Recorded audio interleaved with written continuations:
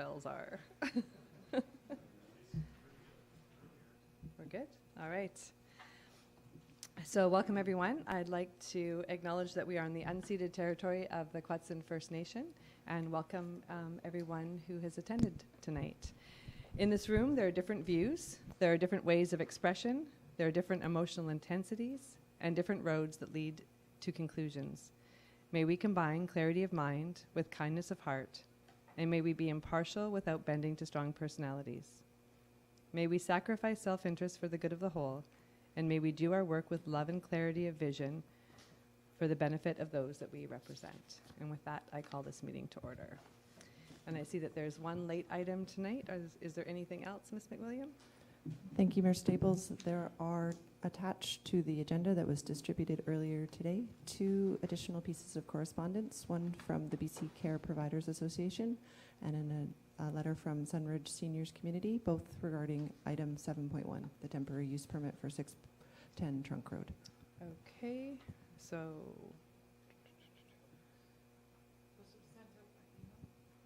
Yes, they were attached to the late agenda that was distributed earlier this morning. They're attached under item 7.1. okay, yeah, they're attached in they're updated in our agenda package. Okay, all right, thank you. Approval of agenda that the August 15th, 2022 council agenda be approved as amended to include the late items. Do I have a mover and a seconder? Any discussion? All those in favor? Motion carries. And do we have Councillor Capps with us also? Okay, I just can't. So Councillor Capps, you're going to let me know? Okay, if she's going to say anything, thanks. Okay, excellent. Approval of agenda that the adoption of minutes, that the minutes of July 18th, 2022 council meeting be adopted as circulated. Do I have a mover and a seconder? Any discussion? All those in favor? Motion carries. And we have delegations this evening. So we're going to start with Inspector Bear, who's going to be doing a quarterly update for us. Welcome, Inspector Bear.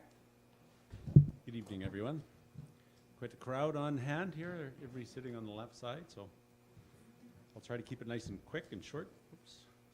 So good evening, Mayor and Council. Thank you for allowing me to present North Cowichan Duncan RCMP Detachment Quarterly Report for April through June 2022. For the quarter, we had 5,080 calls compared to 5,353 in 2021. So that's a 5.1% decrease.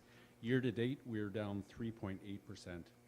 For the quarter, the City of Duncan saw either decreases or no change to most of the occurrences. There had been a rash of robberies reported where a suspect brandished a knife at convenience stores and demanded money. Fortunately, there were no injuries as a result of these incidents, and the incidents have stopped to date. We don't have anybody in custody in regards to that either. We've seen a number of crime types increase, specifically for North Cowichan. Property crimes and specifically shoplifting have seen increases given the pandemic restrictions have been removed. Despite these increases, we're still well below the pre-pandemic rates that we were seeing beforehand in years prior. For the City of Duncan, most occurrences either decreased or remained relatively same, while only mischief to property saw a 13% increase. Mental Health Act apprehensions have remained relatively consistent for the last 9 months, but notably down from last year. Prisoner counts are down for the quarter as well. We had 499 prisoners in 2022, down from 565. So that's quite a few prisoners that aren't being incarcerated. For the quarter, 21% of our occurrences took place within the City of Duncan, 50% from the District of North Cowichan, 15% from Indigenous lands, 10% from the CVRD, and 4% directly from the detachment. We're also seeing a number of new employees, lots of faces coming into the detachment as well, and we're in significantly better shape than we were a year ago compared to years past.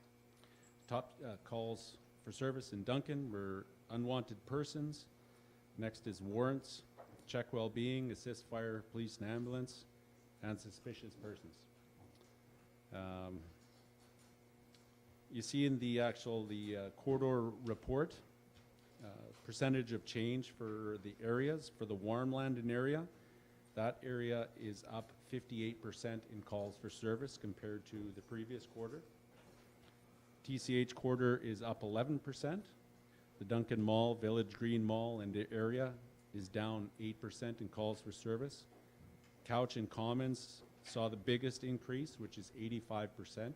Of course, we've got the Paddle Road facility that's up there, and we're responding a lot of property crimes up there. So we're seeing a big increase in that area, which we're addressing. And downtown Duncan saw a 72% increase, which is a difference of 88 files for that. The top UCR codes for the corridor is unspecified assistance, suspicious activity, and check well-being. That accounted for 32% of all the occurrences in that area. If you remember the former overdose prevention site on Trunk Road, the area, we did a tally for that.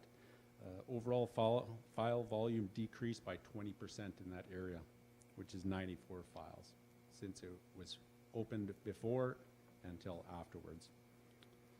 We're beginning our Coffee with a Cop again, and we've started having conversations with other individuals and community groups as well through the area.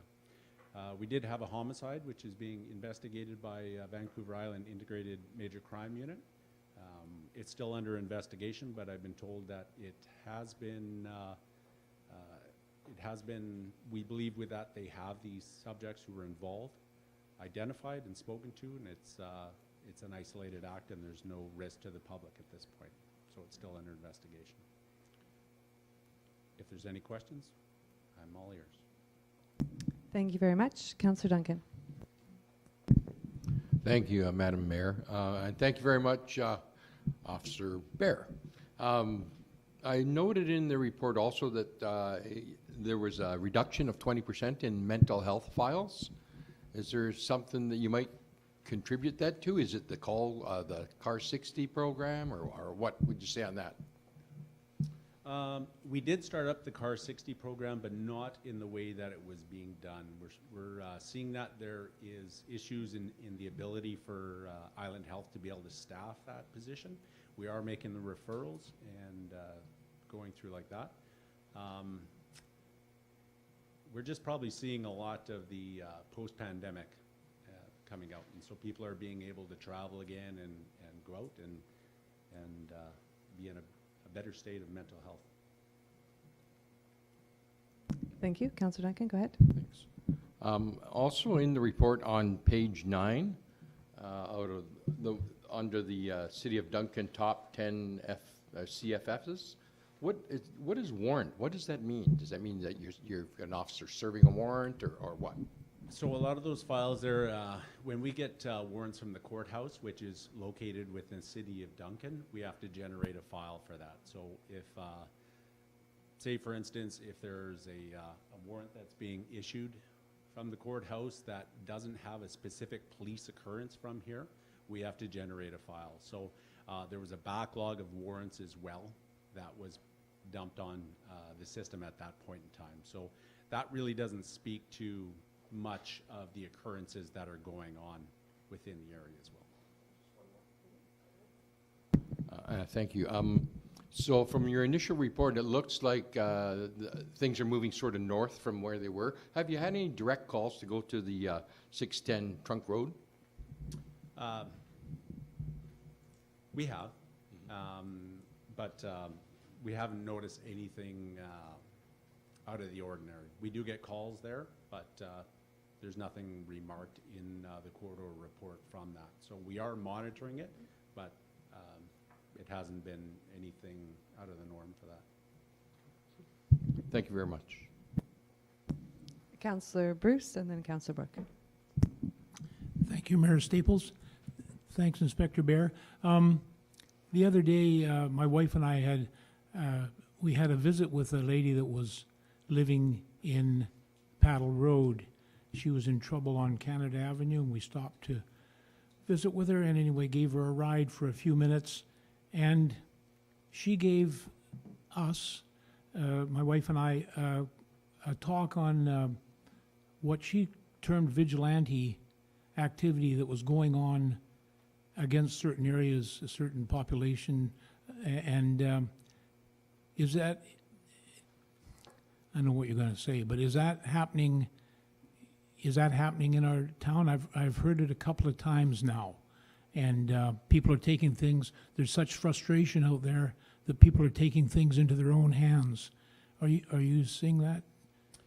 We've had several files here. So we have had several files that are believed to be vigilantism, and we are investigating them. There has been subjects identified, and I believe there is 1 or 2 files that have been charges coming out of that as well.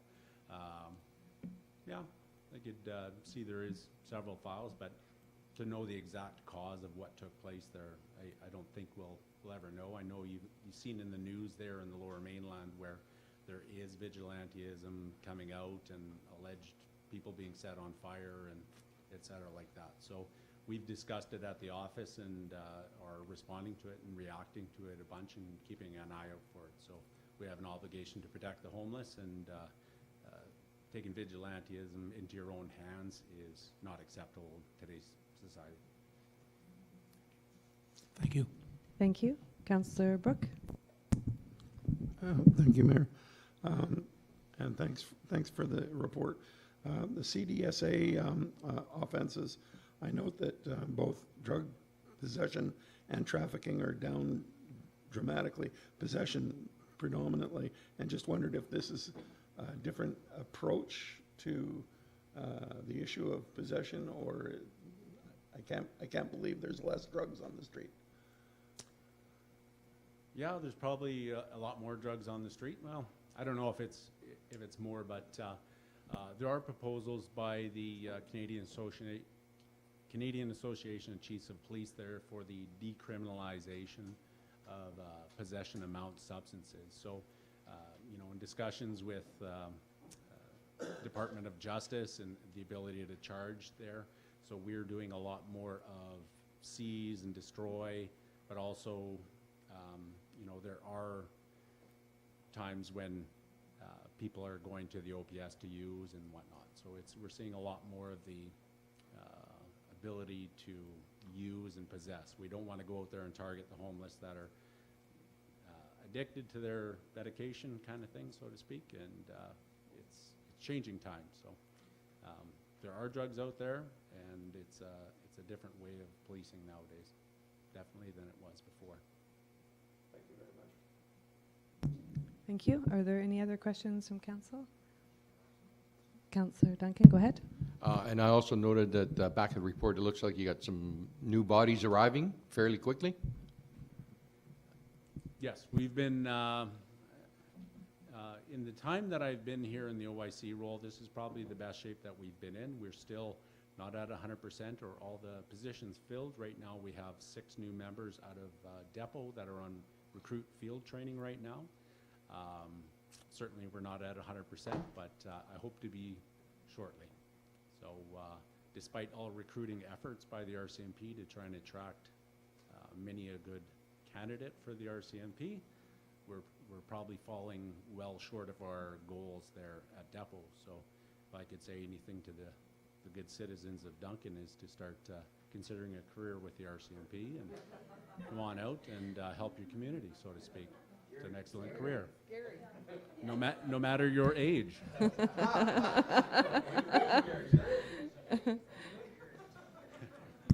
Full time? We'll see. Are there any further questions for Inspector Bear? Seeing no hands, thank you very much.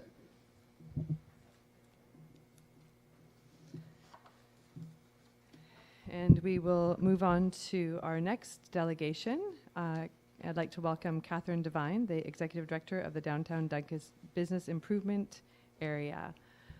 Welcome to our council chambers for the first time. Welcome to the community and to your new position. Thank you very much, Mayor Staples. Can everyone hear me? Good, okay. So, will we be up here? Okay.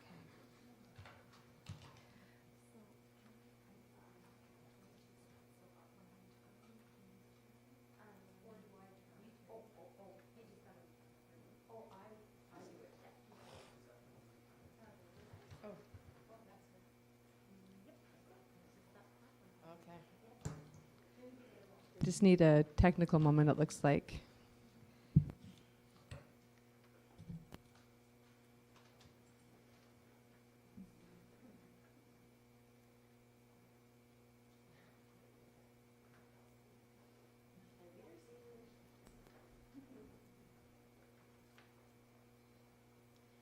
It really is a welcome for me today because I just closed on a house today in Duncan. So I'm here.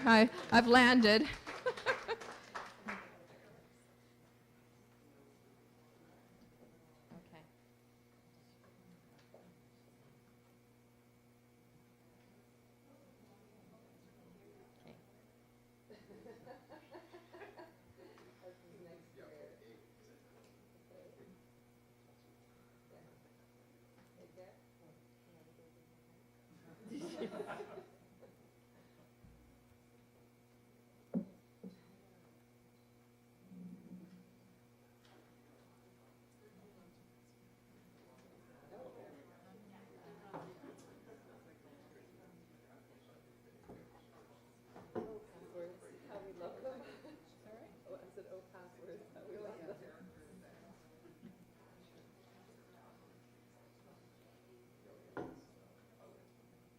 All right, it looks like we're all ready there.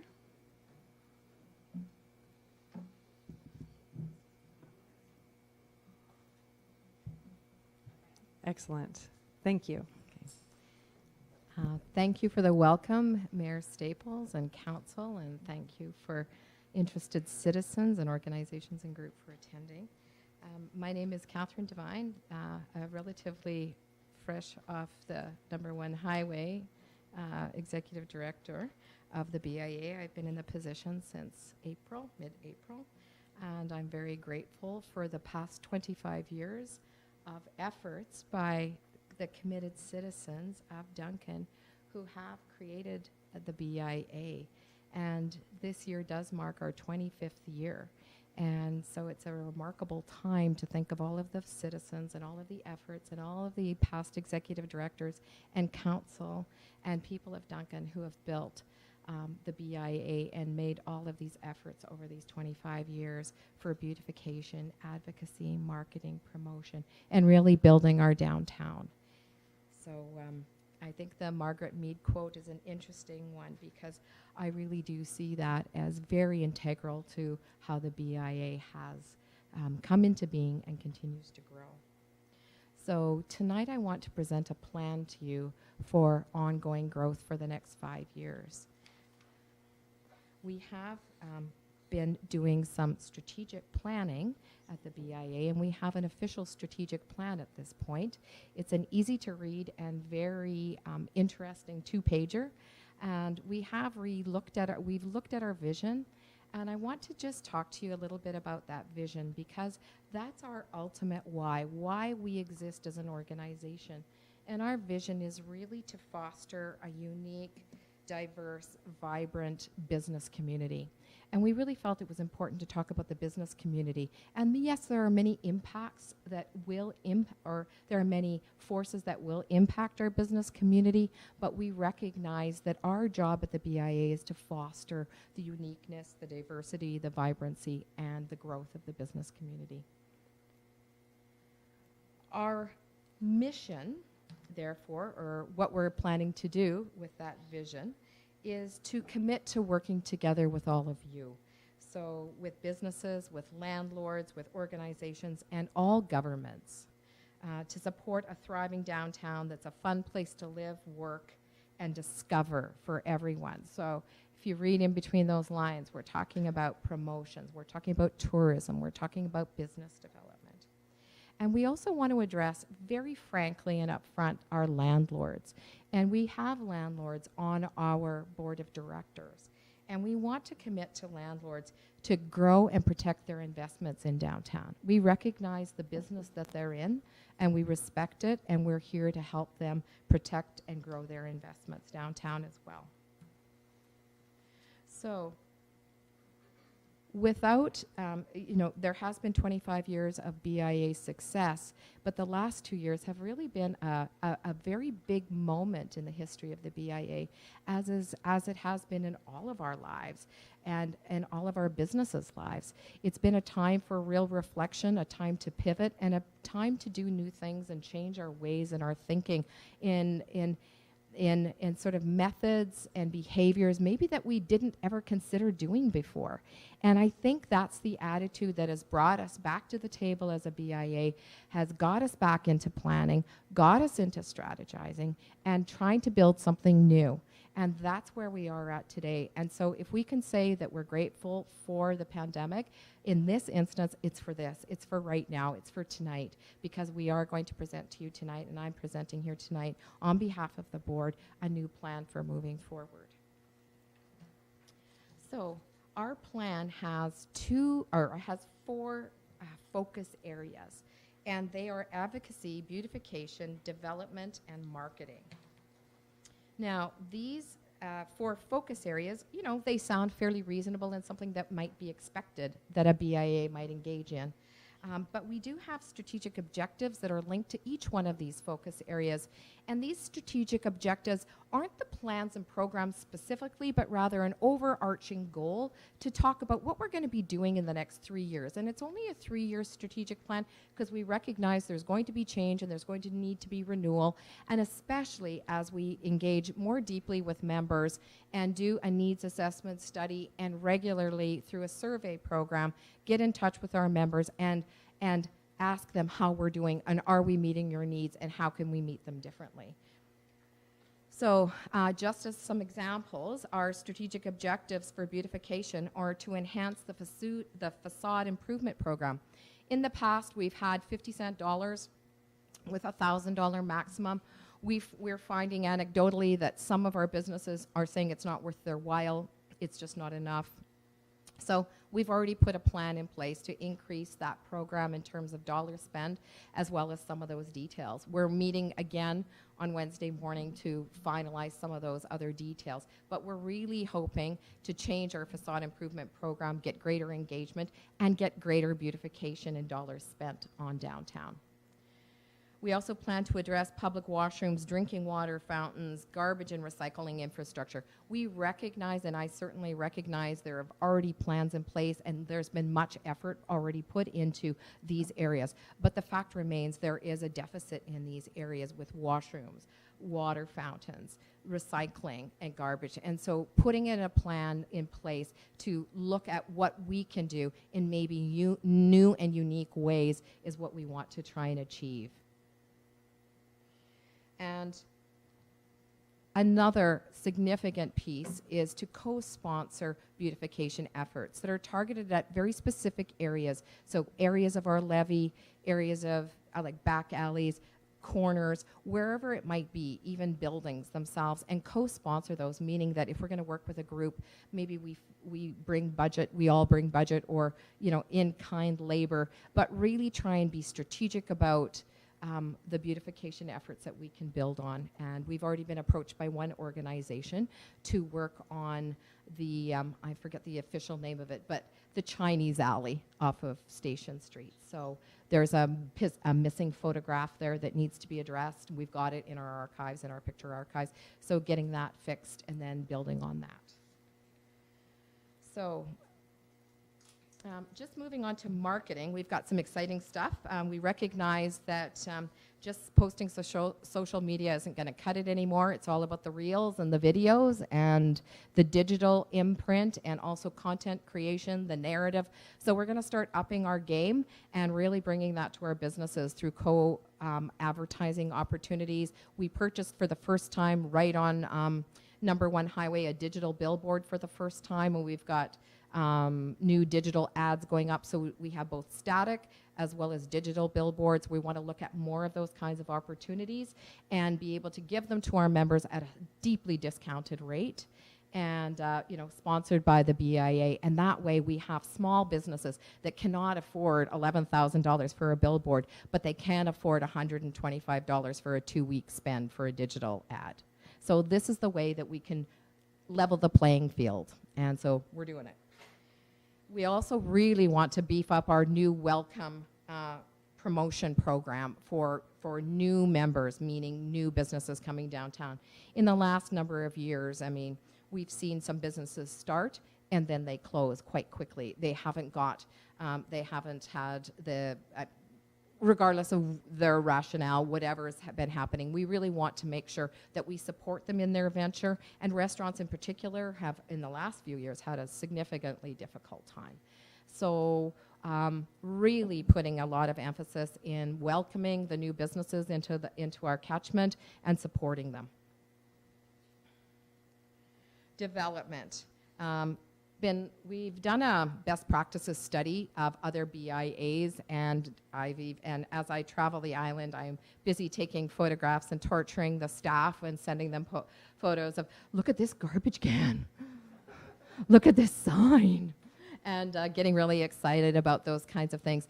And we have a very unique opportunity here in Duncan every Saturday. We have the Duncan Farmers Market. Oh my. And we also have 39 days. Oh my. We've got some amazing things. And so how are we maximizing our wayfinding plans to get those people out of Charles Huey Park after they're done, or out of the farmers market to get to our other businesses? And how are we connecting them and getting them moving and stuff? So that's a big part. That's a huge lost opportunity, I believe. And so we're working on that, a wayfinding plan. We also want to really assist our landlords. We want to provide tenancy, taxation, vacancy, and leasing information and resources. Just in this creating of this strategic plan, it was interesting for me to find out that some of our landlords aren't really on their leasing game. They don't have, well, I call it CAM or Net3 in their leases, or they're not calculating it correctly. They're sort of weathering their tax burdens badly because they're not really dealing with the cost of business and then feeling hard done by. And so, I mean, I think that, there are a lot of great landlords that are really on top of that game. Some of them aren't. And also that goes for our businesses. Negotiating a good contract, a good lease contract, because there's nothing, it's just open contract, right? It's not dictated by landlord and tenants or anything. There's no government agency looking after you when you sign a contract for a lease, if it's a 1 year or a 2 year or an extended 3. So anyway, so working with our landlords, working with our businesses, and just upping our contract game and making sure that everyone's being taken care of properly and there's no surprises, because we want businesses to be successful, including our landlords. And Innovation and Business Skills Development Program. We've been talking a lot about the kinds of skills that we can bring to our members, and some fundamental management, some HR, some business growth, innovation, new product development, and looking at ways of bringing businesses together in the downtown to actually partner to create new product. So you might have a restaurant and a destination and a massage service or something like that. Who knows how it would all work? But those kinds of innovation opportunities to also build business and build opportunity and really get visitors excited about coming to Duncan. And just the more product we have, the more visitors and spend that we can expect. So we have to put it out there. We have to build it and put it out there if we want more visitation. And of course, a new business startup program to support startups and engagement. So it's beyond the welcome package. It's also just a bit of a startup program. If they want to engage with us, we've looked at some other BIAs that have some really nice online resources, but also some workshops and things for new businesses to their downtown. Okay, and the last is advocacy. And this is definitely a big piece, I believe, of our job, is to advocate on behalf of our members. And not just, it just doesn't mean to City Hall, it means wherever, whatever the issue is, and advocate on their behalf when I attend CAT meetings or other social service organizations, and be there as the voice of business, and make sure they know that we've got their backs, we're supporting them, and we want them to be successful, because those programs and those organizations, if they're successful, we're successful downtown, because it is a community and there isn't a defined line of us and them. And so we feel that very, very strongly. And so we're looking forward to advocating on behalf of our businesses and supporting all of our organizations. And that's a key piece. So of course our members are often addressing safety and security concerns and membership complaints. We field them as they come in, one-offs, reports of vandalism. We don't have a tool for our members to feel like their complaints are going somewhere, and we don't have a follow-up process at all to get back to them. So we're going to be implementing a more strategic and very cost-effective and timely and accountable process for reporting complaints, vandalism, security issues. And that way, when we are then addressing things with the city, for example, or with the RCMP or with whatever organization, we have some data and we can talk about that and then strategically plan together for a response. And yeah, so now just getting into the factors and the contributing factors that have got us here today and what's been going on for the last couple of years with the BIA. And just I want to talk about some of the changing market conditions since the renewal in 2017, because that is definitely a reality. And one of the factors that is contributing to our ask today and to our ask and our plan for our budget moving forward is the increased cost of hiring staff and program supplies. So just literally the diminishing purchasing power of the dollar. And we've got an inflation rate or consumer price index, whatever you want to call it, of 8.1%. And in this slide, I said we haven't seen it so high since the 90s. It's actually not true. It's much higher than in the 90s. The last time it was this high was between 1973 and 1982. I actually was just looking before I came.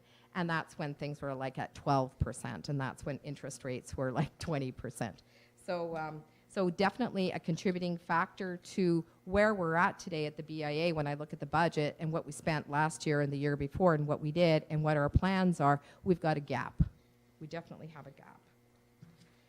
So the other thing that has, that is that I can speak to with our plan is that we are in recovery mode right now. We serviced quite a number of businesses that were in crisis during COVID with the shutdowns and then the restaurants, and we were buying bistro tables, and we got some great grant money and very grateful for that. Those are now gone. I mean, there's a bit of grant money around, a little bit of COVID grant money around, but not to the same level. Yet our businesses continue to struggle. Every time I'm meeting with a business, I'm talking to them about, are you going to be opening your hours later? Labor shortage, they can't get people in, or it's too costly. I mean, now we're seeing people at Starbucks who are making $22 an hour plus benefits and everything else. And I mean, that was not the case in 2017 when we did our last levy renewal. So we've got a new world of higher prices. So where we're at right now with our plan is that we want to bring more programs to our businesses, better funded programs, increase promotional opportunities, and affordable marketing products, meaning that we recognize in order to increase visitation, we have to think about customer segments, and there aren't just customer segments in downtown Duncan or residents that just live in Duncan. We also have drive-by traffic. We have weekend warriors. We have people who are engaged in particular types of sports activities. How are we reaching them? How are we going to address that? And so we want to help our members reach those customer segments and strategize wisely on how to do that. So we do know that labor costs have increased since 2017 at the last levy renewal, and since then, the labor costs in BC have increased around 38%. If we just look at minimum wage, it's increased 38% since 2017. Now, that's minimum wage, right? That doesn't necessarily reflect white-collar jobs, but those two have increased. And our budget increase since 2018 has actually been 9.75%. Now, not all of our budget is labor, but a significant chunk of all of our budgets in all of our businesses and organizations is always labor. So the labor market demands are real, and they're impacting our ability to do business as well as to plan. At the BIA, we have 2.6 persons of like positions at 2.6. We're not at 3, we're at 2.6. And but our labor costs have definitely increased since 2017. So the other thing that we're seeing in many organizations is that sometimes we're in crisis, we don't know what to do, and we start chasing grant dollars, right? Now, there are some great grants out there, and we've benefited from them, and our businesses have benefited from them. But with a good strategic plan, we want to engage in strategic spend. we don't want to chase grants. You don't always get the grants. You put a lot of resources into trying to get grants. Sometimes you get them, sometimes you don't. It doesn't mean that we're not going to, when there's a low-hanging fruit grant, we'll go for it, but we also don't want to just grab a grant because it's going to be related to something that isn't even on our strategic plan. Because what ends up happening then, members start to feel like they're not being heard, their issues aren't being addressed, because we're off on a very special project doing something that's very unique. And it may beautify one area of downtown, but not others. And so we want to just give all of our members notice that we'll still take grant opportunities, but we're going to be very wise about how we do it. And we're going to be spending our spend on our programs that are planned. And we want to have budget so we can do that. So our levy this year, and there are 4 key changes I just want to address. We want to right-size the future budget to reflect the cost of doing business. We also want to remove the practice of $5,000 per year increases. That's always been the case, as we just add another $5,000 on each year. And if anybody's into math and to accounting, you know that with the cost of inflation and the amount of budget we had, we're actually doing more with less every year, right? Because we're not keeping up with the cost of inflation. So we also want to remove the 2-tier levy rate system and implement a single rate. Had many conversations with people who were involved in creating the BIA in the first place, and there was a reason why we came up with a 2-rate system in the first place, but it's certainly no longer serving us well. We have members that say, we're in this area, so you need to do more for us. We have members in another area that say, we're paying and you're doing nothing for us because we're not in that area, and we know you're giving more service to those people. When in fact, every document I've come upon and every conversation I've had, we have never serviced areas differently.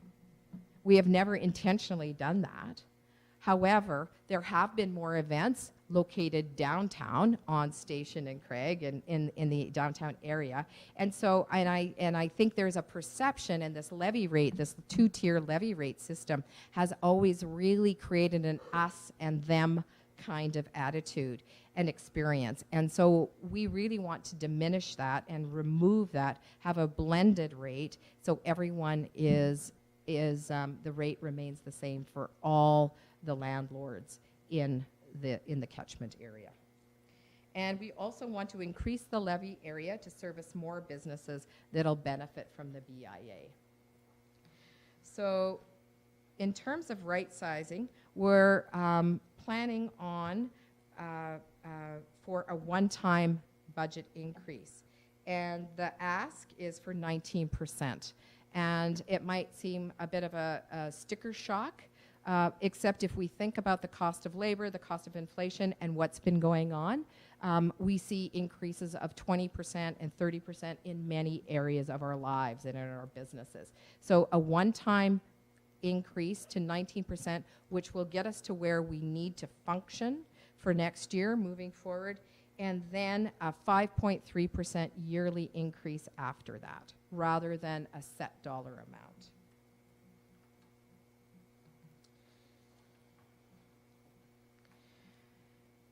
One of the things that just talking about examples, all organizations and enterprises and governments have been increasing taxes. In order to continue to deliver service, you need to pay for it. And so, for instance, just the city of Duncan certainly recognizes that. And in 2019, the commercial tax hike was 3.5%. In 2022, it was 7.3%. Now, if we look at the historic budget increases for the BIA, it's around 2.63%, 2.4, 2.38. We haven't been keeping up, right? And I don't think the math's ever been done accurately, or it was and it wasn't addressed properly. So this is where we're at, is we need to right-size our budget and then move forward in a sustainable way. The other thing is just going a little bit deeper into the us and them mindset around the one levy rate. Here you can see a chart that demonstrates the levy rates for Area 2 and Area 1. Traditionally, it used to be called Core and Fringe. Then it was, we're trying to fix it, so we started to just number it, and Area 1 and Area 2, but you can see there were always 2 levy rates. And that really does stick in the craw of a lot of our members.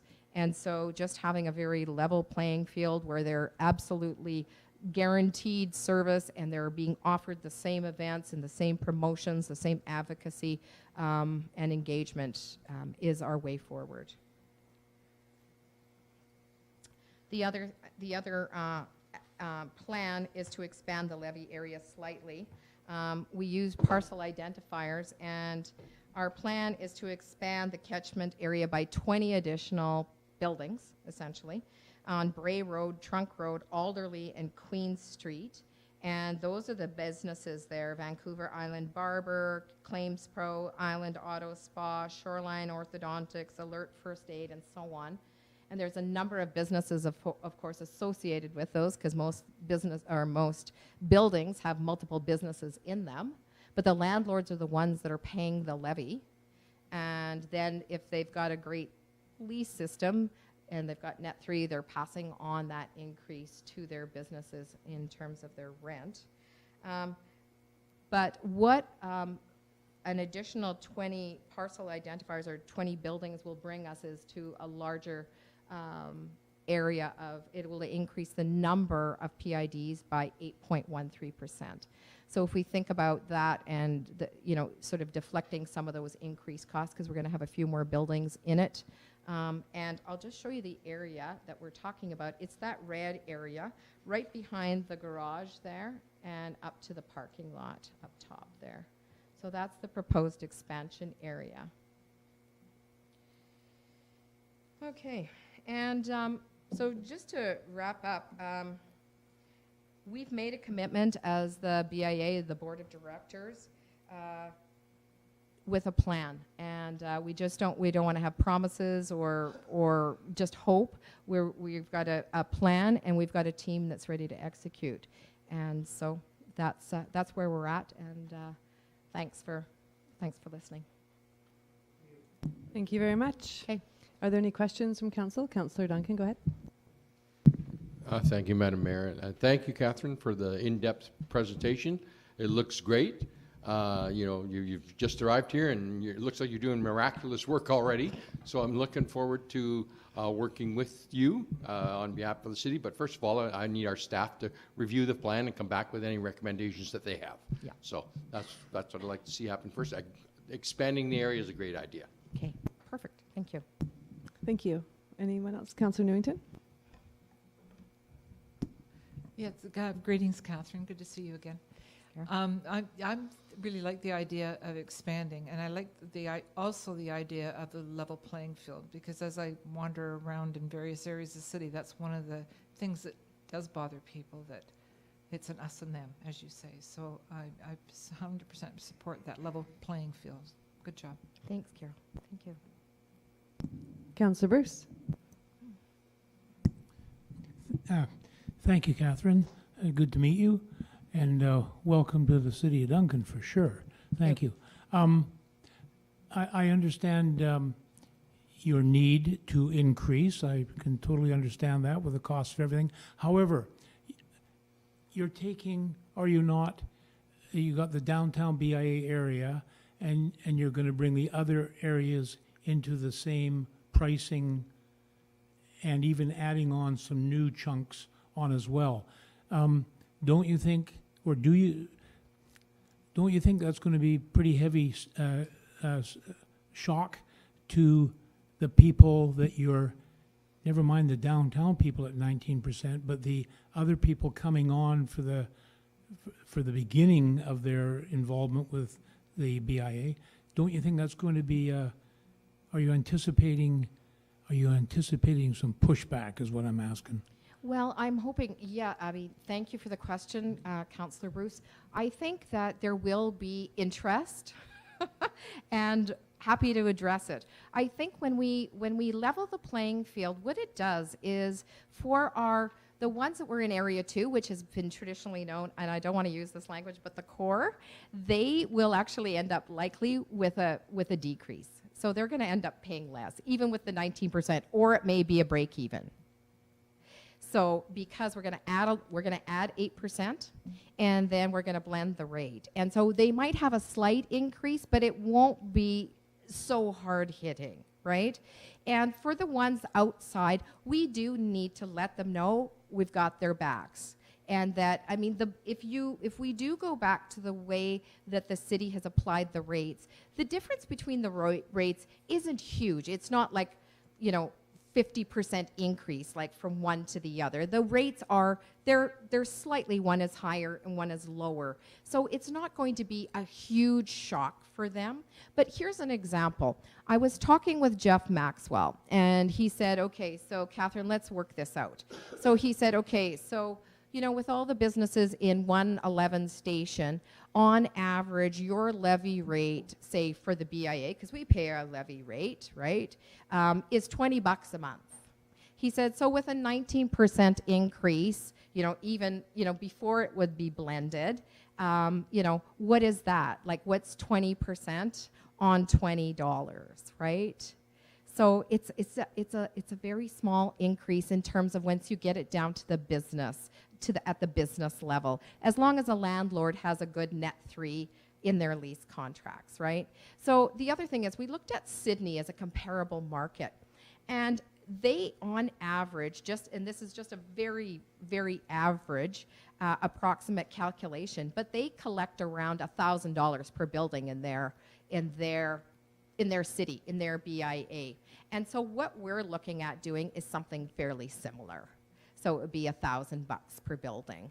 And then most buildings, like you can see, even these ones, they have multiple businesses in them. And the landlords will then pass that on to their renters, who then pay it monthly, right? So it may be a $5 or $6 increase to a lot of businesses. So not significant, but will make a big difference to what we can do. So that's what I can say for now. And there's big math and big accounting brains here at the city, and I'm sure they're going to be looking at the numbers and coming up with some, they'll get back to all of us and see what that's going to look like. But I think we're good. So. Thank you. Are there any other questions from council? I don't see any more hands. Is there anything from Councillor Capps? No? Okay, excellent, thank you. And I just want to say thank you. I have the same issue when I go out. My kids, it drives them crazy. Half of my phone are pictures of other places, whether it's mailboxes or gardens or buildings or benches, or I stop randomly for things like that when I see them. And I'm the liaison to the city for the DBIA. I have been on and off for the last, I think, 5 years. Councillor Capps was liaison for a few years, and it's been really, going through COVID. I think that your board and the staff and the businesses, it was really quite phenomenal to see how everyone just came together to really take care and support each other, and I really see that sort of through this transition, moving into a post, or whatever we want to call it, moving forward. I really see the strength that has actually, and how people have come together in different ways because of having to go through that. And so I just want to, just recognize and honor all the work that everyone has done to support each other, and that community coming out to support business as well. There has been a significant shift, and it's obvious when you come downtown. It's obvious when I go to those meetings. There is definitely a change, and so it's a change that is very welcomed and appreciated, that from something not, positive has come, is coming something that is very strong in a different way than it has been before. And I think what you've presented tonight speaks to that as well, and moving that forward in a good direction. So thank you very much. Yeah, thank you, Mayor Staples. Thank you, councillors. And we will move on to report from the Chief Administrative Officer, who is giving that report this evening. Mr. Murphy. Good evening, Mayor and Council. I'll touch on a few items and then can answer, between the three of us, maybe answer any questions on any of the other items. So in the engineering world, we have several projects that are coming close to completion of design and will be ready for tendering for construction. So Beach Avenue is one of those, the Trans-Canada Pathway from Silver Bridge to Ramada, and also the 3rd Street Renewal. And so the actual ability to construct those projects will depend on tender prices and how they come back and how they compare to the budget available. But that's the next step. Once the designs are final complete, then we can post for bids and see how it unfolds. The Transportation Mobility Strategy, working paper number 2, which was reviewed with council, that's now final, and we're moving into the draft Transportation and Mobility Strategy, which is the outcome of all the work. And so again, that will be presented to council before we turn it into the final Transportation and Mobility Strategy. For EV charging stations, we very much want to install some additional stations. We are looking at on Duncan Street, beside where the 2 existing stations are, and similarly on Canada Ave in the free parking lot to add another station there. We're also hoping to find grant funding to support installing these stations. We know there's lots of opportunities out there, so we want to make sure we can participate in one of those. The playground. So the public survey for feedback on the conceptual playground designs ran in June, July, and we got some great feedback on the proposed designs. So we're working on specific siting to make sure that everything will fit in the space available, and then hopefully move forward with some tenders for that as well. I'll leave it there. Are there any questions right now for Mr. Murphy? Councillor Duncan? I guess I've got a lot of questions tonight. I don't want to put you on the spot, Mr. Murphy, but perhaps maybe you can just pass on to Mr. DeVerti the information. I see the Childcare BC funding grant that we've sort of had sitting on the back burner for about a year and a bit now. Today, or the other day, I read in the Citizen newspaper that North Cowichan is in the midst of building a facility. I would like to know if we can not somehow piggyback with that using the grant money that we've already been approved with and jump in on their building plans and get the spaces. Is that possible? If I may, through Mayor Staples to Councillor Duncan, as I understand it, we have applied for the funding for a new daycare site. I don't believe that funding has yet been awarded, and we will likely be receiving an update very soon about our project. So I just wanted to leave it there at this point. Excellent, thank you. Is there any other questions? Councillor Brooke? Thank you, Mayor.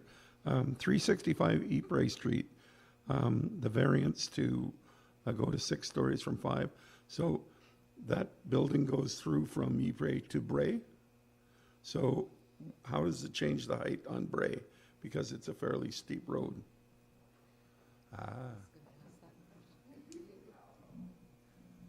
So through the mayor to Councillor Brooke, so the building has essentially 5 stories on the Bray Road side, and then transitions to 6 habitable stories on the Ypres side. Habitable stories. Yes. Okay. So parking will be all underground, or Yep. predominantly underground? Parking is predominantly underground and under building, and there is a small amount of surface parking as well that would be accessed off of Ypres Street. Okay, thank you very much. Don't go away. Councillor Newington? Sorry. Do you know if there is going to be any affordable housing in that building? Through the mayor to Councillor Newington, that project is not planned to be an affordable housing project. Okay, thank you. Might as well just stay for 1 second. I saw a hand. Councillor Bruce, did you have another question? Yes. To Mr. Murphy. With the transportation and mobility strategy, are you managing to get the property all together for the bypass? Thank you for answering.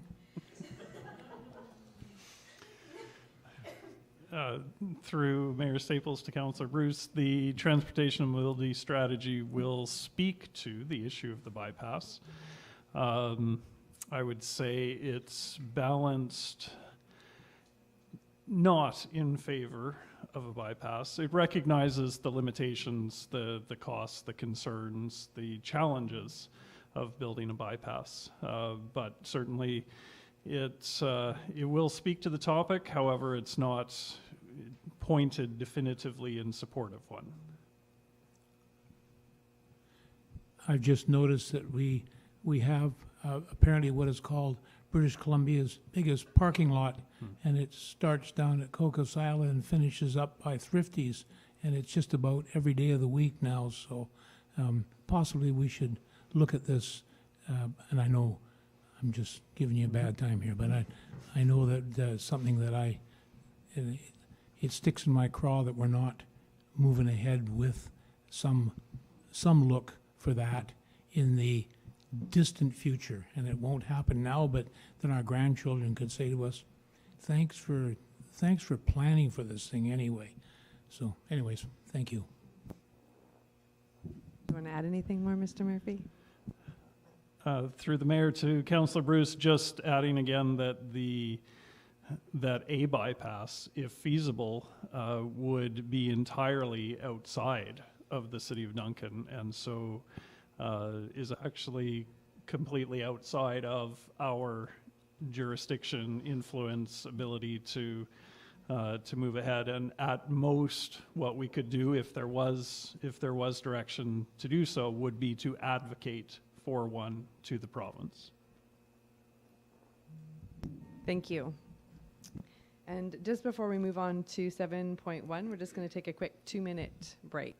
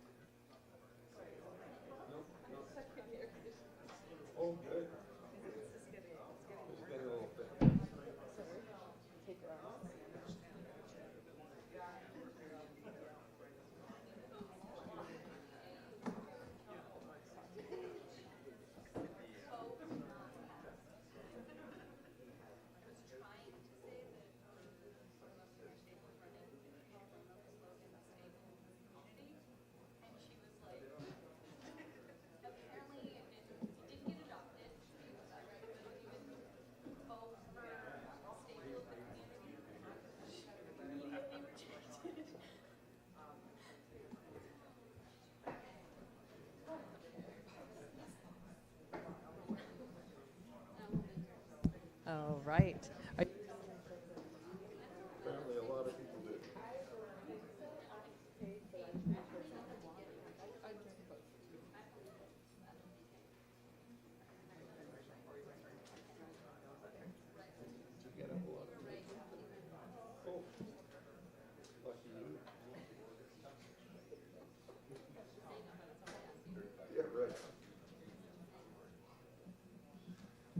All right, everyone's back. So we'll call the meeting back to order. And we're going to move on to 7.1. But before we do, I need to recuse myself as I'm an employee of Lookout. okay, we'll just give Councillor Millimus a moment.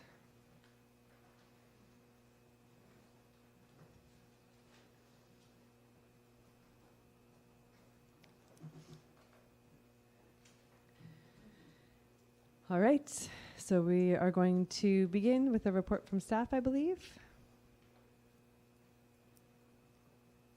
Thank you, Mayor and Council. I'll be brief, and then CHA and Lookout can take over. So I'm sure everybody's familiar since this is a reapplication. There we go. So the purpose of the application is to renew temporary use permit number TUP 2021-01 for 610 Trunk Road for a period of 8 months from September 30th to May 30th, 2023. The applicant is essentially proposing to maintain the existing site configurations, cabin operating procedures, and community building initiatives. So as you know, on December 13th, 2021, Council issued the temporary use permit for this property that included 24-hour accommodation with support services for up to 40 individuals from January 15th to September 30th, 2022. As that is expiring soon, the applicant has put forward this application to renew the application, or the permit, sorry. So just quickly, subject property 610 Trunk Road, just on the other side of the highway. Come on. There we go. Just a couple of the site photos. You can see the screening still in place.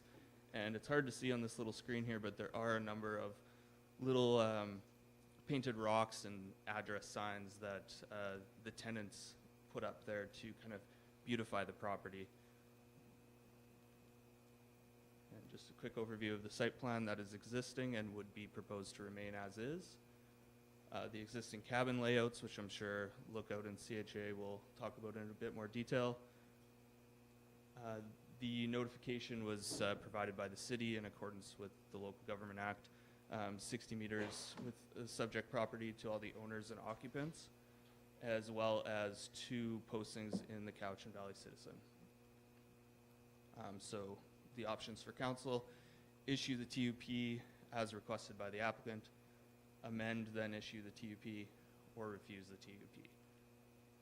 The staff recommendation is to that council renew temporary use permit TUP 2021-01 for 610 Trunk Road for a period of 8 months from September 30th, 2022 to May 30th, 2023.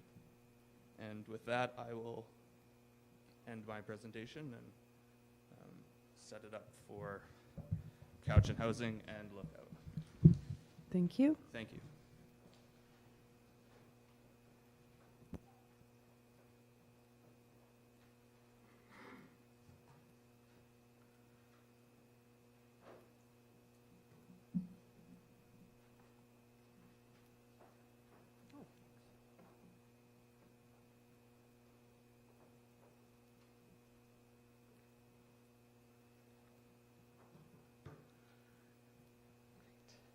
Thank you for the opportunity to be here tonight. Thank you, Your Worship and Council. And I'd like to thank all the members of the Chambers for being here as well and for being part of this important process.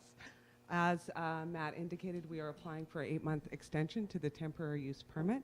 This will allow us essential time to find a more permanent location for the site. In lieu of that, it will also allow time for essential community resources to open up that could allow people to transition.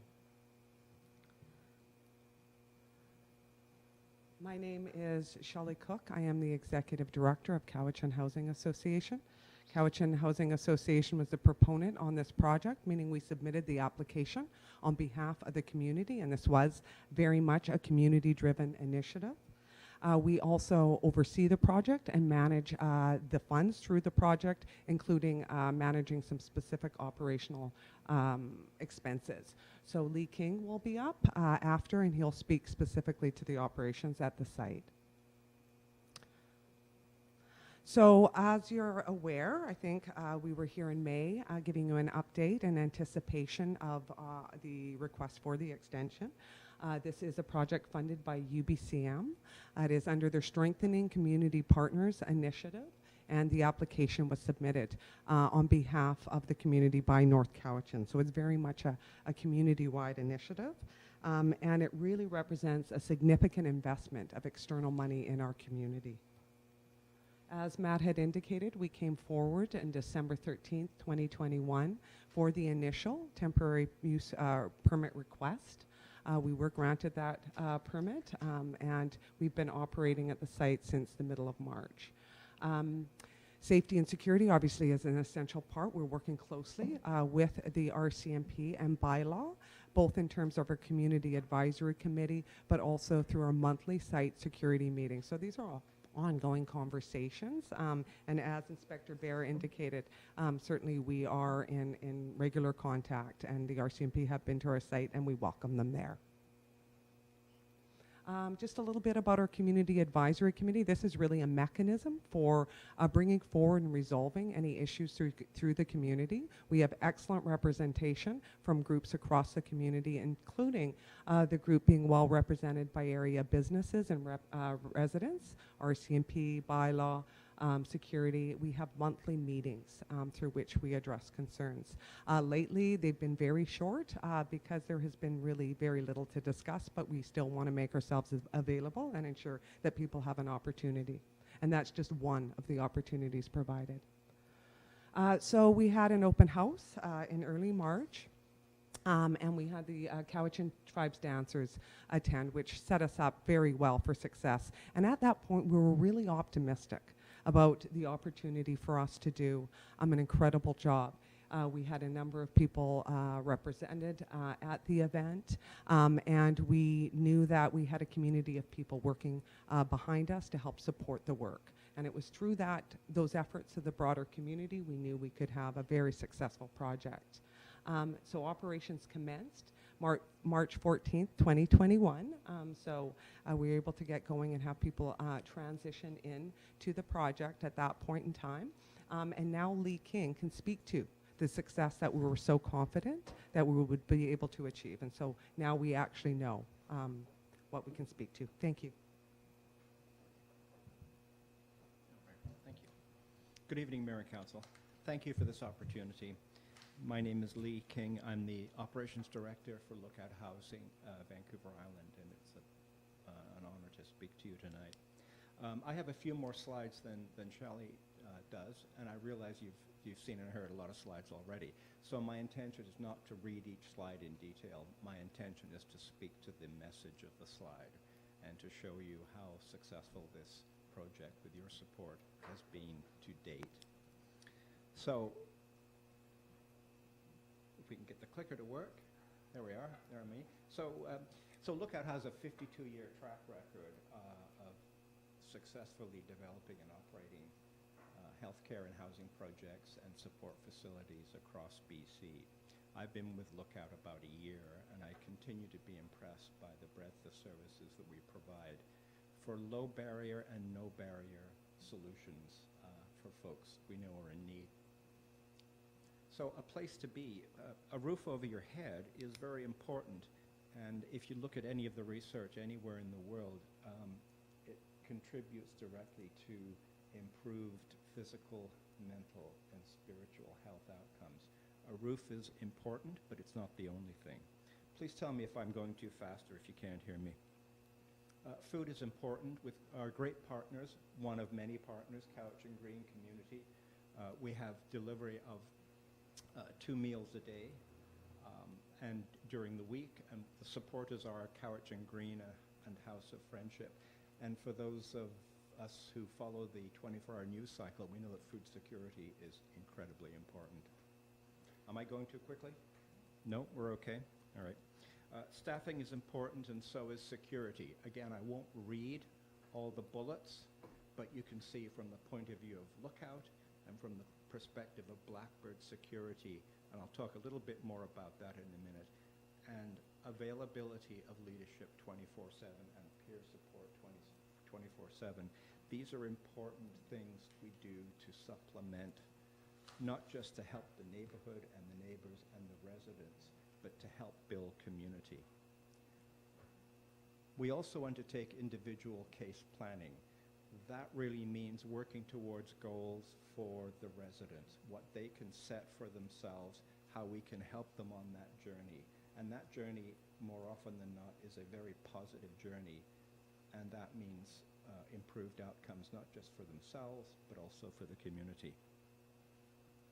We have lots of support programs, the Cowichan Action Team, the peer supports, all the skill building. I won't read them all, but if you look to work experience, building confidence, feeling pride, increased self-reliance, participating in anti-stigma and educational work, this is all important because these folks are from our community and they're taking the initiative to improve themselves so they can improve the community.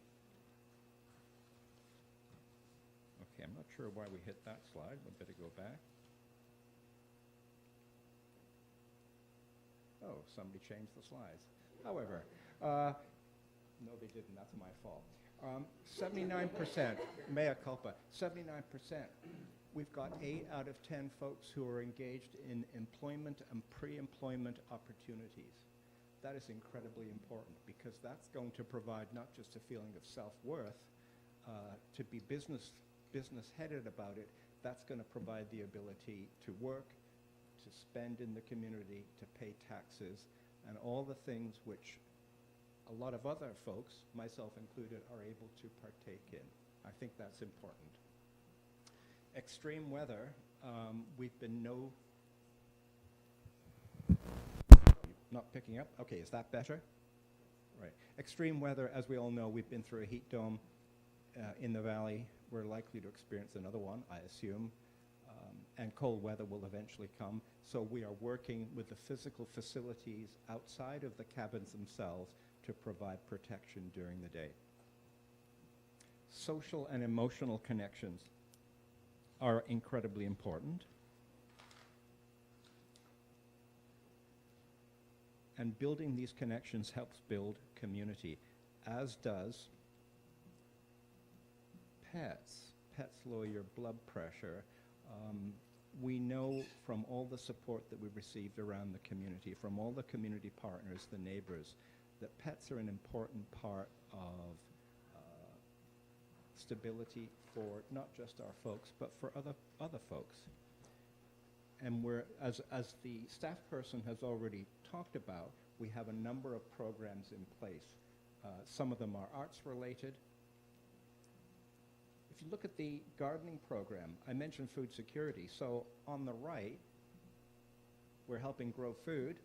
On the left, you can see the first, second, and third. So since we opened the doors in March of 2022, we've seen folks take pride in where they live. And that's a visual representation. So what about site safety and security? You can see that the combination of staff, peers, Lookout leadership, and Blackbird security with direct access to all these folks is important because we know it's important to the community and the neighborhood. And our residents are committed. They've signed good neighbor and crime-free agreements before they even step on the site. They are offered peer engagement opportunities. We've got a great street smart team. And that one testimonial shows the kind of involvement that our residents are are really feeling, because we've stabilized the site. You know it's been open since the middle of March, and we're making significant progress. And I'll show you a little bit about the outcomes in data, but I won't read all the numbers. So the disturbances are down by 50%, and they continue to go down, and they remain low. We had a public engagement session, and many of those in this room were at the Ramada on July 27th. This was really the take a snapshot session, the how are we doing. It's not enough for me to think things are going well. It's really an important part of taking a snapshot of what everybody else thinks of the project. So we had visual representations, we had the residents in attendance, and we had all the great community partners. And the last bullet with the sub-bullets that you can see, this is what makes the project work. It's community partners. And I don't have to tell you that here in the Valley we have great community partners who, they walk the talk. They actually do things. They don't just say they're going to do them. We canvassed the area around the site. This is to do with the engagement session. We made presentations. We included in the newsletter. We reached out with personal invites. We ran ads, and we made announcements in countless local committees. So everybody knew about it. The attendance was very strong. I won't read it. Again, I won't read, but we had a good turnout because people either wanted to know or wanted to validate what they thought was the case and wanted to provide support. Great reception from all the folks who attended. Then the CAT did a survey, not Lookout, the CAT. So I mentioned earlier about pride of place and sense of belonging. This is the kind of things that our residents are telling us. I mentioned physical and mental health earlier. These are improvements which have been measured. There's a tangible, positive outcome. Look at the top bar when folks are unsheltered, they're homeless. A third of them are not seeking the proper health care. Look what happens when they're sheltered. This is proof that this type of a project works. And they're thinking about tomorrow. You know, there was that old song, "Don't Stop Thinking About Tomorrow." They're thinking about tomorrow. That is important because if they weren't participating in the activities, if it wasn't the 8 out of 10 folks, they wouldn't be thinking about tomorrow. And I think I've reached the end of my time. So I want to thank you for your attention to this brief presentation. And I really want to stress that your original approval of this project has been justified. And I thank you. Thank you. I just want to see if there's any questions from council at this time for anyone. Councillor Duncan, go ahead. Thank you very much for the information. Is there a curfew in place at 6:10? How does that work? Is there a time or what? Good question. I'll defer to... No is the answer, I'm told by on-site staff. But follow-up? But you do have security on the gate absolutely. From midnight all the way through? Correct. Okay. Correct. Two Blackbird teams. Yeah, I mentioned that in the original slide, right. but yes, yes. Okay. Because I was just curious about whether there was an actual time where people had to be inside. But I would imagine there's limited access at night. Very limited access. Okay, great. Thank you very much. Oh, and one more thing, more a comment. I did speak to one of the original organizers of the petition that was quite opposed when we first looked at this project. And he lives within a couple of blocks of the area. Yep. And he says he's very happy with the way that things have worked out, and he's had no problems at all in his area. So that's within 2 blocks of 610. 2 blocks. Yeah. That's good to And know, that was Councillor. one of the people that was interested and put a lot of effort into the petition last time, which really wasn't that positive. So Thank you for that. good Thank you word for that for you. statement. I actually heard that from other attendees tonight for the same thing. So, you know, I could say Lookout and CHA worked hard to make this a success. It's way more than that. It's all the community partners that I mentioned. Without all those community partners, it wouldn't be the success that it is today. Thank you so much for that comment. Thank you.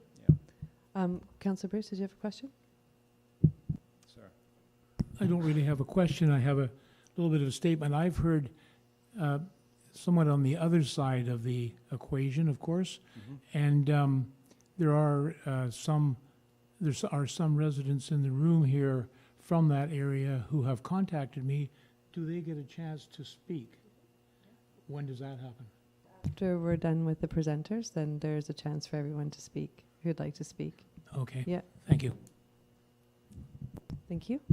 Councillor Newington.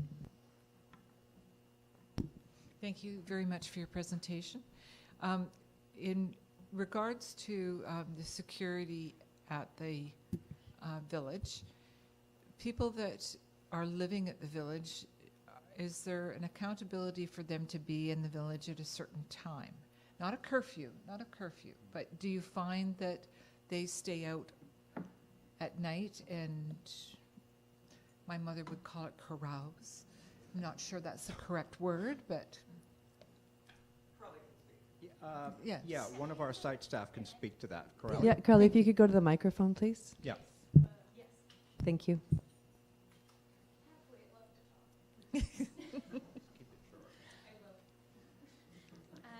Yeah, so actually Cody pointed out to me as well that we do have we do like to observe, or we do observe the noise bylaws, and we like to recommend that people are, like anybody living in their own home, you know, we obviously want our folks to be getting their rest and maintaining their own wellness, and we do sign what are called, so we do sign that good neighbor and that crime-free addendum. So within that is just being a good neighbor.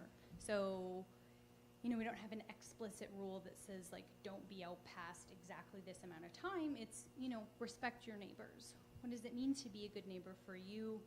Let's think about what it would mean to be a good neighbor for our other folks as well, who have, like, young kids and, you know, maybe go to bed a bit earlier. And so we do really like to observe that. And we have a site phone that our staff answer from 8 a.m. until midnight. And so if there is any disturbances in the area, especially with our folks, we go out and we just check out what's going on and respond to that. And then in the evening, between midnight and 8 a.m., inverse is Blackbird. And we do like to provide both of those phone numbers to all of our neighbors and anybody that asks. Thank you. I have a follow-up. Thank you. Yeah, go ahead. So if I just elaborate a little bit on that. So we're accessible, we respond in real time. We don't wait. Thank you. So my ultimate question is, do you find that your guests tend to stay out and maybe sleep someplace else, or do they, for the majority, come home?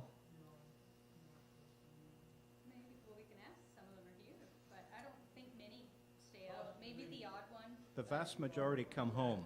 Must be one or two might stay out at a friend's place or up at the apartment block that I believe it's on Kyle Road. Okay. We look after our guests, but the vast majority do come home, if I Yes. could put it that way. We have a roof over our head and a locked door. I know. Nice, eh? Just for the folks maybe online, we had one of our residents say, we have a roof over our head and a locking door. Why wouldn't we come home?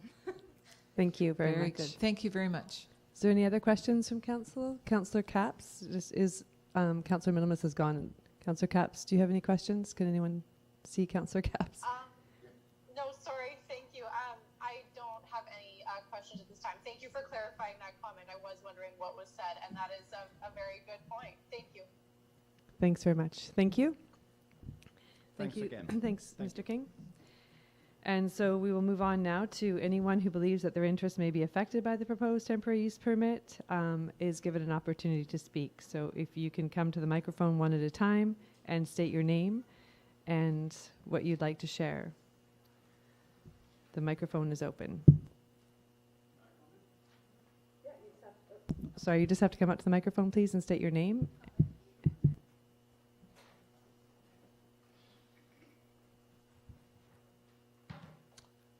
Hi, my name's Chuck Kurtz. I'm a resident of the neighborhood that encompasses 610 Trunk Road. I have to say that the compound and the perimeter of it has been surprisingly well maintained.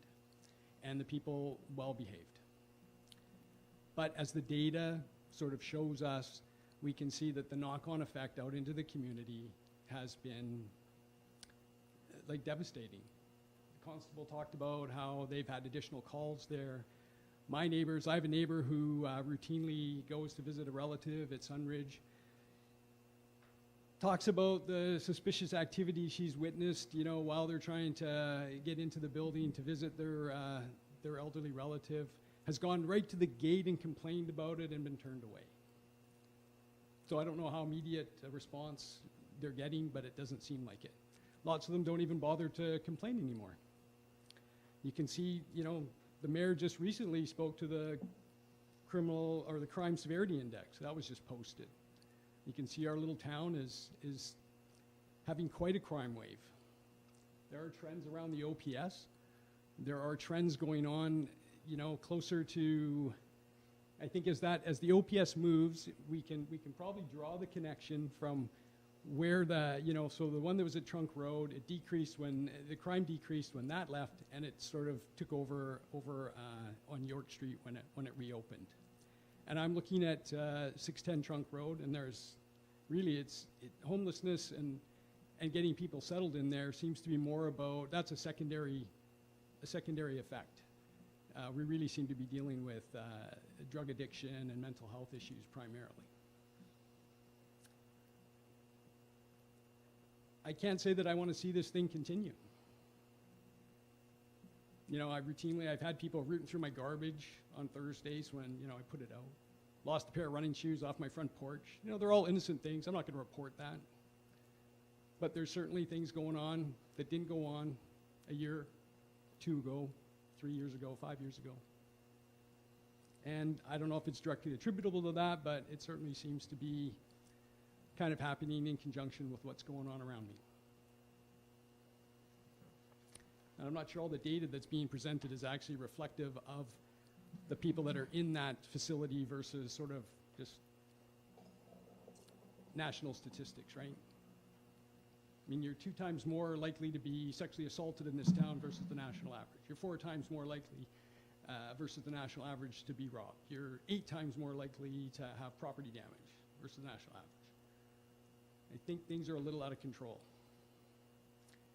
And even your comments, Mayor, about people coming to the area and making trouble, that's contributing to the crime severity index. Are we inviting them? I don't think I want to see this thing continue. Thank you. Thank you. Is there anyone else who'd like to speak?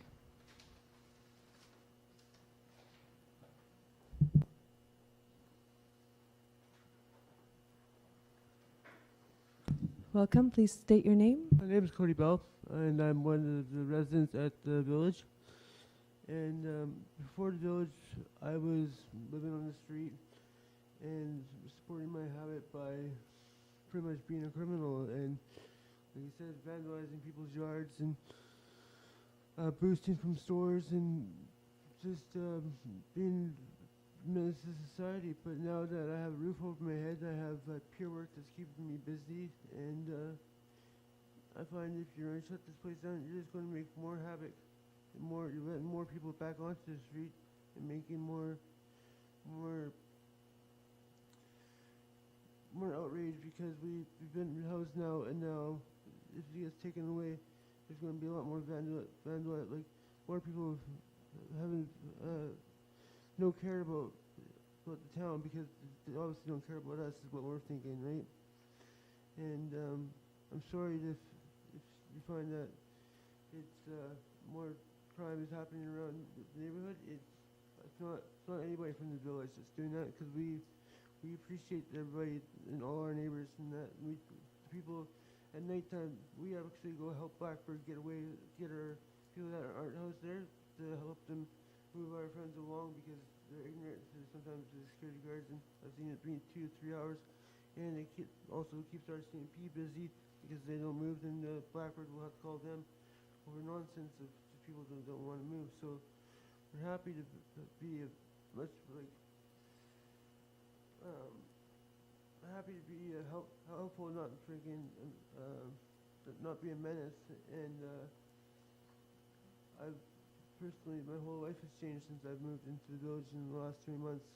People say I've gained a lot of weight.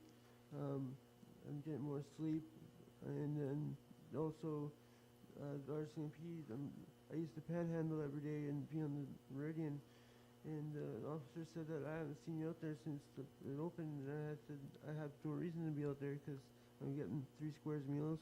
I got a job, and I've also got a job on Monday going out and doing 2 hours of outreach work and helping other people who go out that have struggle with addiction and making sure that they have clean supplies, but also picking up other supplies that people miss, like from the town. Being a fellow addict, I know where other people use, so it's actually good for us to go. I know where the hot spots are for the needles and that. And I noticed in the last 6 months that it's been amazing increase of not, I don't know if anybody else noticed, but there hasn't been that many needles on the side of the road or any paraphernalia as much as it was 6 months ago. And that's all I want to say, and thank you for listening. Thank you. Is there anyone else who would like to come to the microphone?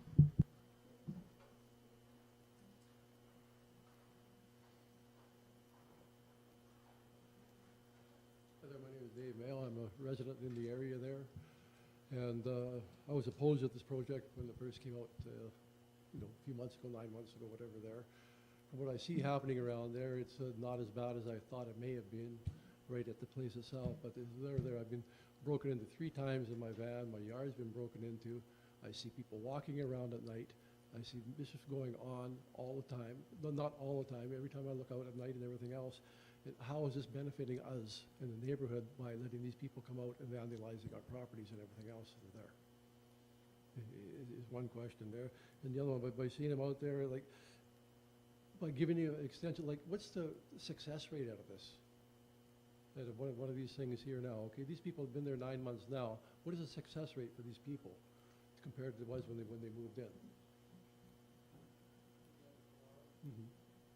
I don't see much. And as I say, you've got the good and the bad. Obviously, I just see the bad because the good, they stay in where they belong, and I'm sure a lot of you are, okay? But the ones I see are not the good ones, they're the bad ones there, and they're causing havoc to our neighborhood and devaluing our properties. And I said, I'm getting broken into, everybody else is too. They're going into the yards, they're going into the garbages, they're going into everything.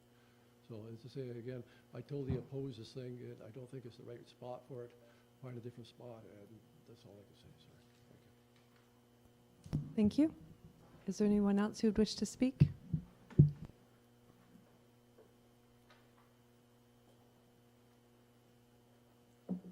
Hello, I'm Rob Armson. I'm the site leader for Sunridge Place. I'm not here to discuss whether or not the program works. I'm just going to let you know what we have noticed and what we would like. We would like prevention of trespassing and loitering. Residents and staff have experienced numerous challenges from unauthorized personnel accessing the province since the shelter opened. On occasions, we've encountered people on our campus and near the buildings. Preventing drug use. We have open drug use all around our building now. Even had somebody pull right into our turnaround in the front of our building and was injecting drugs right there. Preventing exploitation of our vulnerable seniors. We have 160 long-term care residents and 50 assisted living. And they're very concerned walking around the neighborhood, going shopping, or just going for walks. We've had trespassers on the facility that we had one a few months back that threatened our staff member with a knife when he asked him to leave. Just this Saturday, we had people showing up to where we usually do our rapid COVID testing, and we'd shut that section down for the day, and it was all filled with people doing drugs and sleeping, and our family members were quite upset about that. As far as security goes, I know overnight Blackbird security sits in the parking lot behind the youth center, but I don't think they ever leave the parking lot. I've never seen them around or coming around our building at all. And the area that I was talking about where everyone was using drugs, it's perfect. If you walk down the street, you can't miss it. You're looking straight at the door. So if Blackbird was walking around, they would have seen all the people there. Basically, all Sunridge is seeking is perimeter walks by security to make sure people aren't loitering and hanging out on the premises. People even hang out in the main floor balconies of our residents in the long-term care facility side. We're just basically concerned for the welfare of our residents, and our family members are also concerned about the welfare of their families. So that's all I have to say. Thank you for your time. Thank you. Is there anyone else in the room who wishes to speak? Please go up to the microphone and state your name.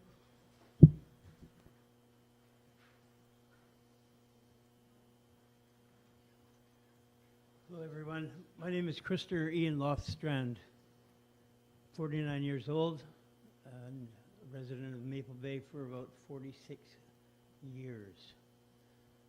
Spent 20 years, 10 years in Vancouver and 10 years in Camel River as a Red Shield ticketed journeyman. I worked on cars as an automotive painter for the past 30 years. Due to COPD, I unfortunately went from GT collision, which is now Craftsman collision, and being around paint, my airways close up, so I've had a lot of attacks. And unfortunately, I'm on disability right now, hoping that I can find either something to do, such as teach, or something. A lot of people have said, you're on this earth for a good reason, definitely a different reason, not just to paint cars. So that's just a little introduction of who I am and what I do and what I have done in the past 30 years. There was a few things that I quickly noted that while I listened to a few gentlemen speak. First of all, this is the neighbors that we do surround. This is nothing like Lewis Street. When Lewis Street was up Warmland, I had to actually warn my father. I said, Dad, this is ground zero. What you're going to see is so far beyond what you'll ever see in your whole life or what you have ever seen. Because he couldn't believe what he had what he was witnessing. This kind of behavior does not we do not tolerate that as a group at 610 Trunk Road. When we moved there, we stated to each other, this is going to be different. We're going to police ourselves, as in we will not tolerate stealing. We will not tolerate loitering. I always call myself the assistant trailer park, the assistant to the assistant trailer park supervisor, because I can actually I can talk to the people that are around or hanging around possibly, and relay the messages that our staff have said to them, hey, move along. And they'll be like, yeah, whatever. And it takes sometimes someone to say, hey, you hear our staff? Move along. Come on, boys, let's go. Come on, let's get out of here. Let's go for a walk. And sure enough, sometimes they'll listen to someone like myself or possibly Todd or Jay or Lewis, someone that they see as a common face that they say, oh, okay, they're telling us to do it, so we better do it because they're not sticking around here. They're moving along. I was suspected of drug dealing actually while giving a cigarette to a young lady who had a past of drug use. And I passed also a gentleman who was known as a possible drug dealer. I passed him a fudgicle, and I was stopped by police and asked, what was with that hand-to-hand action? What were you giving that gentleman? We think you were dealing drugs. Just because of, I've been put into this group of street people. I've never lived on the street. I make $75,000, $80,000 a year painting cars. So in that tax bracket, I don't need to live on the street. Unfortunately, the old gentleman that had the place that we were renting, he passed on, and his relatives that took over the house, they live in Edmonton, so they sold the house. They gave us a 90-day eviction notice, the longest one that they could possibly think of giving us. And with 2 dogs and two cats, we could not find a place to live. And unfortunately, my dad didn't have the 12-year-old Rottweiler he had for 12 years. He had a new puppy, and we played dog Monopoly. Like, it was just too much for my dad and his new wife.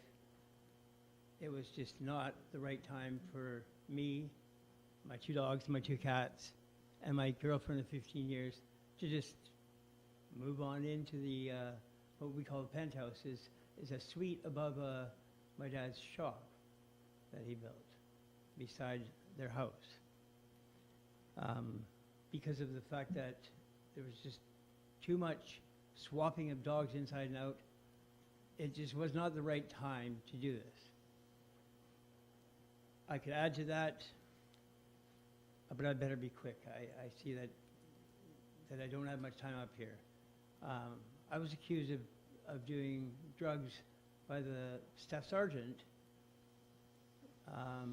because of a piece of plastic.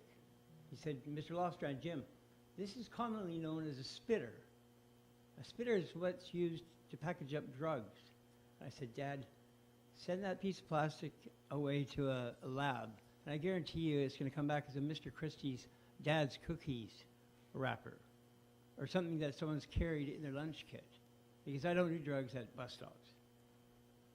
I said, Dad, this kind of behavior does not take place, nor why would I start lying to you? I would do things like the prescription drugs that I was given when I was in a very bad accident on my Harley Davidson. Unfortunately, I kind of left the hospital, or I woke up from an induced coma, I believe, as an addict. And that's a whole different story on its own. Anyways, while living behind Shoppers Drug Mart on St. Julian, I took it upon myself to clean up garbage and sweep the one side of the street. Because I was taking this upon myself to do, all of a sudden the neighbor gave us the Wi-Fi password to his Wi-Fi. Just certain little things like that, I scratched his back, and sure enough, he scratched mine. He allowed it so it was possible to use the Wi-Fi. I mowed the lawn to the doctors that or dentists that have their businesses. They have an old house that no one lives in, but they store stuff in their supplies and whatnot. So I started mowing the front lawn and making sure that, pieces of their fence that had been knocked over, certain things like that. So we do have a time limit on speaking. I should have mentioned that in the beginning, but if I could ask you to wrap up, that would be Okay. good. Thank you very much. I guess I'm not as one gentleman said that was a police officer, I'm not your everyday regular street person. But I'm speaking on behalf of anyone that is or has been for a long time due to other circumstances. We're not all bad apples. 610 Trunk Road. One thing is that now to think like a criminal, I would have to say I would take advantage of the fact that where would I do crime or loiter or do anything like that? Well, why wouldn't I do it right on next door to the place that there's multiple possible users of drugs or people that break the law? Some outsider can do a crime next door to us where we live, and who's going to get blamed for it? That guy's not going to. He's going to go zip back to Lake Cowichan, wherever he's from. but we at 610 Trunk Road have to deal with repercussions of that kind of activity. So Thank you. that's why I think once you get to know us, we are a bunch that don't mind shaking your hand, introducing ourselves, and trying to lower that kind of activity, behavior around that site or wherever we are. That's the kind of people that we want living amongst us. Thank you very much. You're very welcome, and thank you very much for taking the time to listen to me.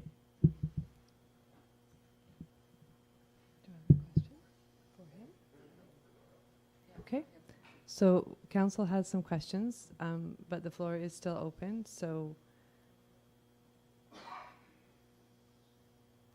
Okay, I don't see anyone going up, so go ahead, council. Councillor Duncan. Okay, thank you. Just a question for the lookout representatives. Has anyone actually left the village under the good neighbor policy? Yeah, please go to the mic, Dean, thank you, or Mr. Bergstrom, thank you. My name is Dean Bergstrom. I'm the manager of the Tiny Homes Project, the village. Yes, we have had people that have been discharged from the program due to failing to abide by the Good Neighbor Agreement and the crime-free addendum.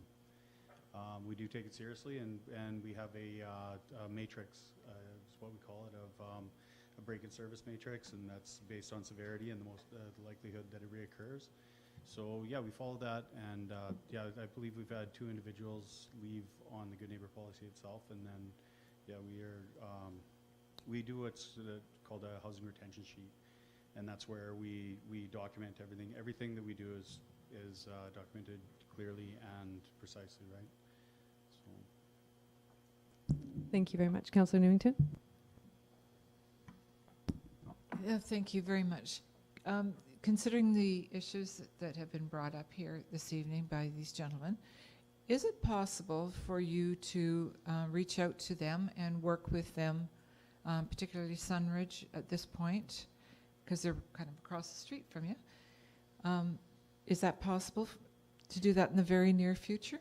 Absolutely. After this being brought up to us, we're more than happy to return and share a phone number again, as well as it's not so much, excuse me for interrupting you, it's not so much a phone number. Yeah.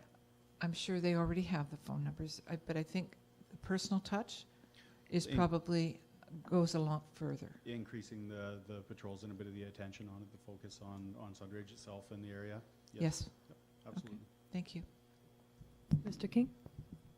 Just briefly, I would be happy to meet with them, with my site manager, Lee.King at lookoutsociety.ca. I'm quite happy to meet with any of those delegations or anybody else. Perhaps before you leave tonight, you could connect with Sunridge, the representative that's here. Be happy to. Are there any other questions from council at this time? Councillor Capps, do you have any questions?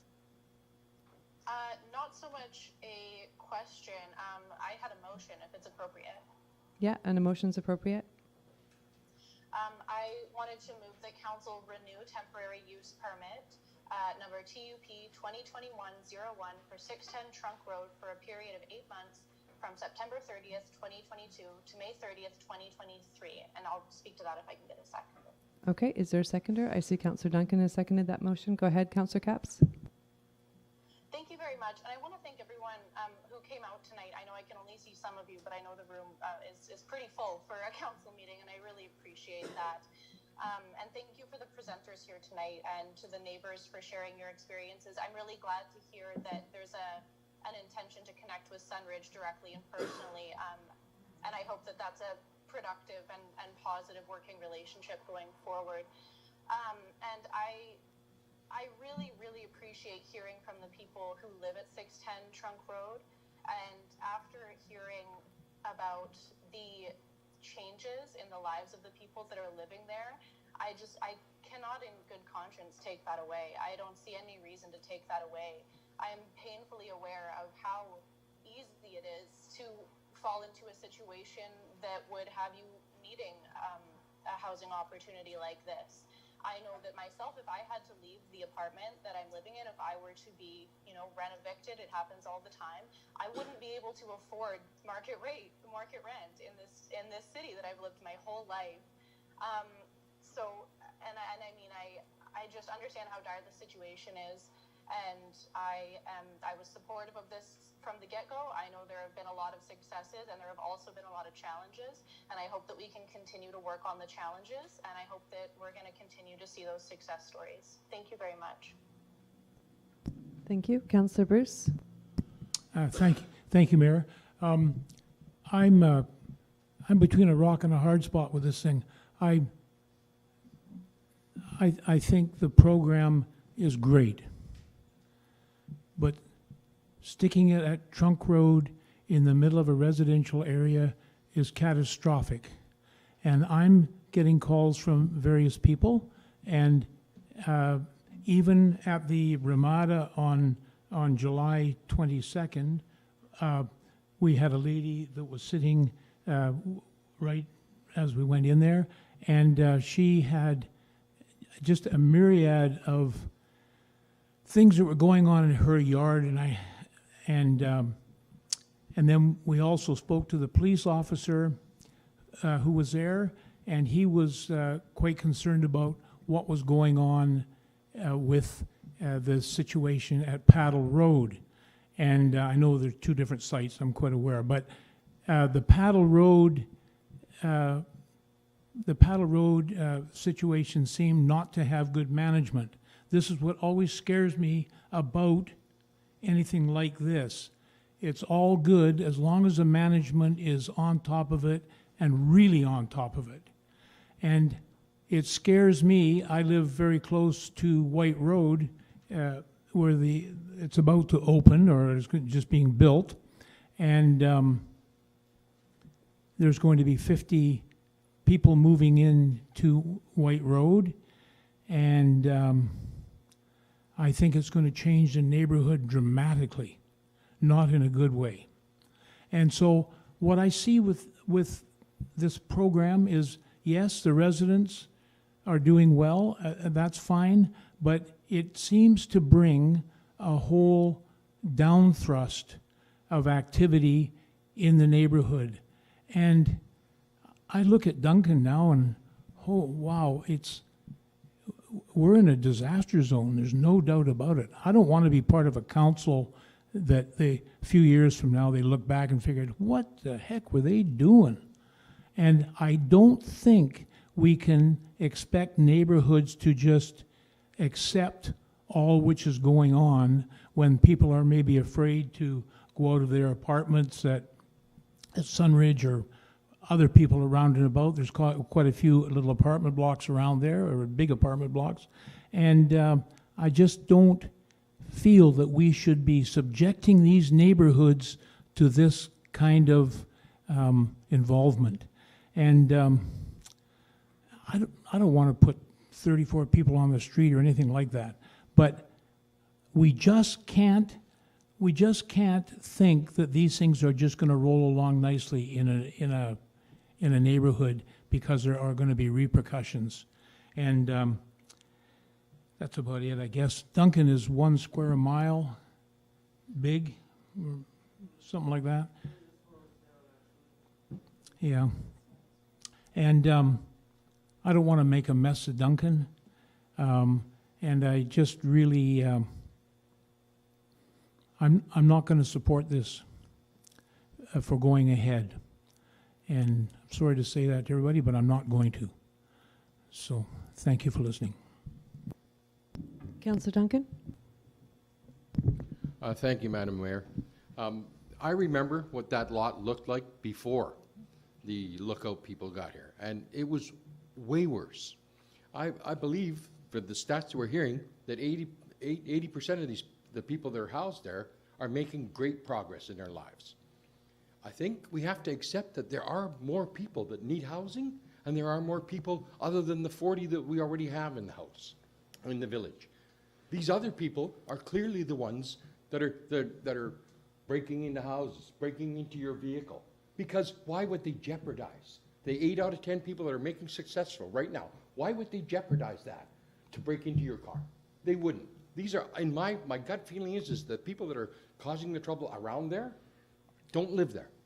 And perhaps, with the 2 security groups working better, we can get these people identified and get the police involved. That's what it's about here.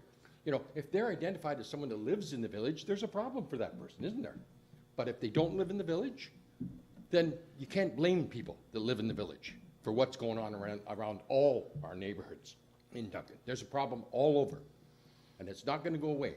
One of the solutions that I would love to see is when we build this new hospital, that old hospital is left standing and becomes a rehab center or a homeless shelter. I don't want to see that torn down. I want to see that kept here for the community, because we've put a lot of effort into that over the years. So I will be supporting this because people deserve a place to live and a chance. If I can just ask everyone to keep applause down, please. Is there any other people who'd like to speak or ask questions? Councillor Brooke, go ahead. Thank you very much. I'm sorry? Okay, Councillor Brooke and then Councillor Capps. Thank you, Mayor. Really, Councillor Duncan has said it all for me. I just do not believe that the issues that the community is seeing is because of the housing we have created. It is because we haven't created enough housing. You know, housing for people is a basic right in our society, and it's a sin that we would think of how we could possibly have people that are so fortunate and people who have nothing, and there's no place in between for them. This has been a very, very positive thing. It's the smallest thing. You know, it's a dry space. It's really no more than that, and counseling and assistance outside of that. I think this has been a good success. Are there issues in the community? Yes, but I think, as Councillor Duncan says, this is from people outside of that community, outside of the trunk road, and we have to help those people as well. You know, the people within the trunk road site, I commend them for trying to turn their life around with as little as we're giving them. Thank you. Councillor Capps. Thank you so much. I'll keep it brief. I know I've already spoken. But I agree. Thank you so much, Councillor Brooke, for pointing out that housing is a human right. Sorry if there's background noise. Sorry. I live on a really busy road. There's some loud cars going by. I really apologize. But I think that it would be absolutely cruel to close this down without having those next stages ready. You know, speaking of the housing that's going up on White Road, that's next stages of housing, you know, and then beyond that, we're having more purpose-built rental housing built in the city for the first time in a very long time. And we can't stop this, you know, when we don't have anywhere else for them to go. I think that the issues that have been raised would only be exacerbated by people not being housed. I think if you want to see a disaster, if you want to see a mess, don't provide housing for people and see where that gets you, because it's not the people that are grateful to finally have a roof over their heads that are out jeopardizing that. So thank you. Thank you. And I'd like to add a couple of things. When we first got elected, and even in our last term, the community stated loud and clear that homelessness was an issue. And the fact that Duncan and, someone spoke to the crime index, the fact that Duncan is the center of a large community, that was the actual discussion about the crime index that I had with the reporter, was in small jurisdictions like ours, what we see is we see an influx, we see accelerated rates and statistics, because we're a catchment area for a much, much larger community. And so that is actually what skews those statistics. And the discussion that I had with him was around, is that the best way to actually measure things? And it isn't, because it's not giving people a clear picture of what's happening. The discussions around the fact that, the city is somehow responsible for the homelessness of an entire region is not the discussion that we should be having. We're simply not, but we are the catchment area for a lot of flow through traffic for a lot that happens. This issue was identified as the #1 priority for our community 4 years ago. This council and this community, not just this council, but North Cowichan Council, Cowichan Tribes, our community partners, the province, have stepped up to actually start to make a difference, to actually start to put into place housing for people. At the same time, there's an acceleration of people purchasing rental homes, of people being displaced, of the cost of living now. If anything were to happen in my life, I would be in the same position as Councillor Capps, and I am not alone by any stretch of the imagination, because there just isn't anything here that's affordable for the majority of people. And so these are all things that have been exacerbated over the years, that just in the 4 years that we've been sitting at this table. And we've actually managed to make some difference. Is it enough? It's been said by other councillors here that it's not enough. But we are addressing so much of our time and effort at doing what we can as a community, at advocating to other levels of government, at working together and forming partnerships and forming, you know, that when Lookout presented, they presented that list of partners. That didn't happen easily, to get those people together to work together to recognize it, how important this is, that we are losing people every single day, not just to drug deaths and overdoses. We're losing people because there aren't places for people to live. We're losing people because people can't afford to stay here anymore. We're losing people for a number of reasons, and there are many people working to make a difference. This is just one piece of all of that. That's all that it is. It's one piece, and it's an important piece because it impacts all of us in different ways every day.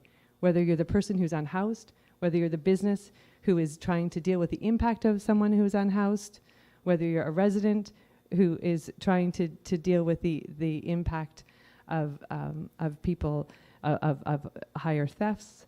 This impacts every single one of us. And to think for 1 second that this isn't worth us putting time and investing to, you know, to me, I do understand it. I understand the frustration. But at the same time, if we do nothing, if we did nothing, I can't imagine the situation that we would be in right now. I can't imagine the people that we would have lined up at these doors and the emails that we would get. And I can to a degree, because we got them before all the time. You know, you're not doing anything. Well, we together as a community, not just the city, I will not take credit for this as a city. I will take and share that credit with our neighbors and all the community partners. Together, we are doing something. And it's not everything, because we certainly do not have the capability of doing everything. But we're doing what we can. We're doing it together. And we're doing it to the best of our ability. And it is having a change positively on people's lives. And that includes residents in this neighborhood. I have had more people come to me and tell me that they are surprisingly happy with what has changed in their community and in their neighborhoods, including just on Saturday, a woman in her late 80s who lives in a building right around the corner from Sunridge, who came up to me specifically to let me know how happy she was. A person in the park a couple of days before, who I don't know, who came up to me and said they recognized me and said the same thing. And I could go on because there's more. So while I recognize that none of this is perfect, it is a lot better than what it would be if we were to take this away, for so many reasons. And so we need to do better together moving forward to continue to build on what we have. But again, to recognize that it's not going to be perfect, but we're going to continue to work on the places that we have to strengthen all of this. And so with that, if there's no further questions from council or comments, I'm going to call the question. All those in favor? Any opposed? Councillor Bruce is opposed. Thank you very much, everyone, for coming out tonight, for speaking, and know that we've heard everyone here. And we're going to take a 5-minute break. Could you say that one more time? Motion carried, yeah, thank you.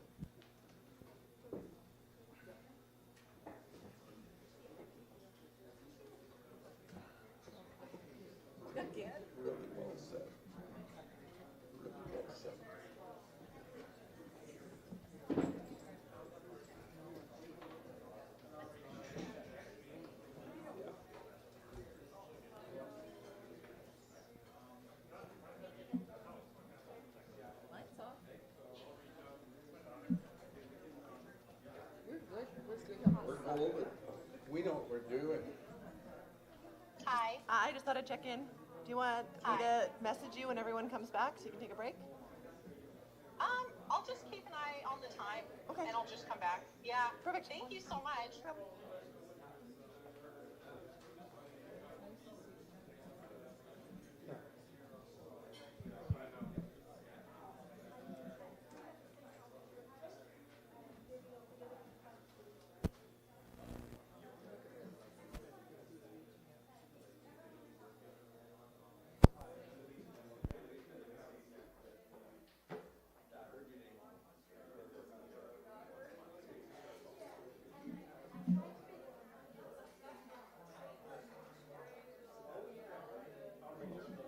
You know, I just sent a note off to Shelby today to ask her if she could speak to this letter from Sunridge. She said, I haven't seen it. Oh, Sunridge hasn't been in contact with her. So I sent it to her. And then later on today, they sent another follow-up letter.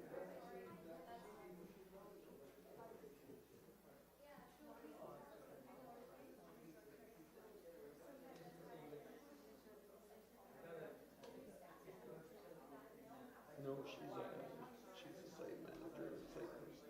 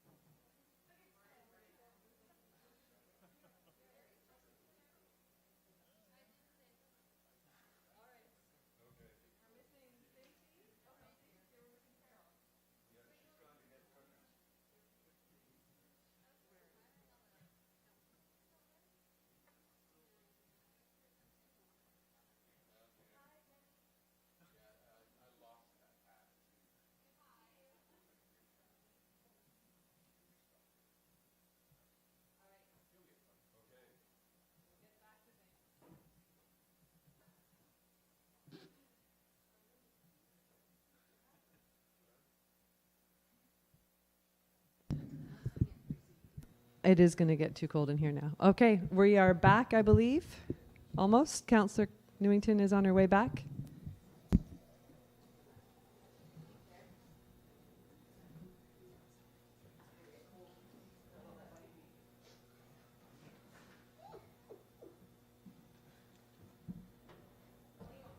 Family appears to have forgotten where I am.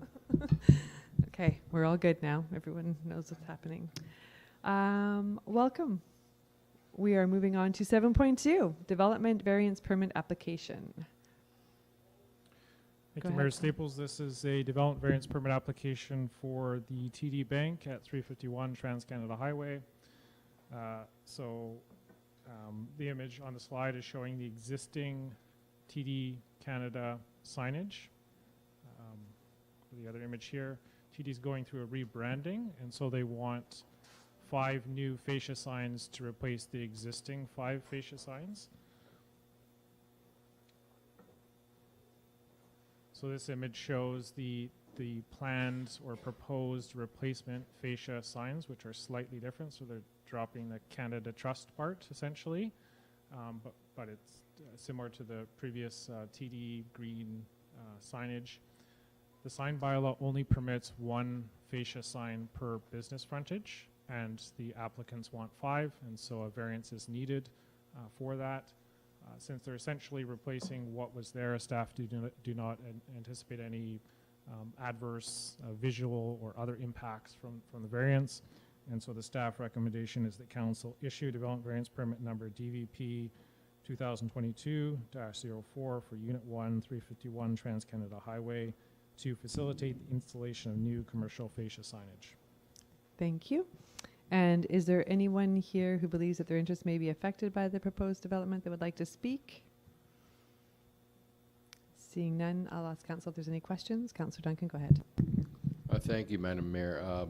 So I don't want to start a precedent, so just because we're replacing existing signage with variance to allow them to put back the same amount, we're not setting a precedent, are we? Through the mayor to Councillor Duncan, no. So council will consider each application on its own merits, and so staff have looked at this one, and in this particular circumstance, given where the property is located, given the signage that's there now, staff are comfortable supporting this application, but that might not be the case in future applications. So I don't know if it's been moved or not, but I'll move it so we can talk about it. Excellent. Do I have a seconder? All right. Now, would you like to say anything else, Councillor Duncan? Is there any discussion from council? Councillor Capps? All right. Then, Councillor Bruce, you look like you want to ask something. What is the actual variance is more square footage of signage? Through the mayor to Councillor Bruce, it's the number of signs. So each business can have 1 fascia sign per business frontage, and TD is asking for 5 fascia signs to increase it from 1 sign to 5. Okay. Any further questions? Seeing none, I'll call the question. All those in favor? Any opposed? Motion carries. I just wasn't sure if you still had a question in there. So I'll move to summary of building permits. That council received the summary of building permits, July 2022, report of the building inspector for information. Is there a mover and a seconder for that? Is there any discussion or questions for staff? Councillor Duncan, go ahead. Thank you. I just wanted to make a note for the public that the total permits in 2021 for construction in the city was $37,524,714. That's a lot of construction going on in our small town. So, Thank you. Any further discussion? Seeing none, all those in favor?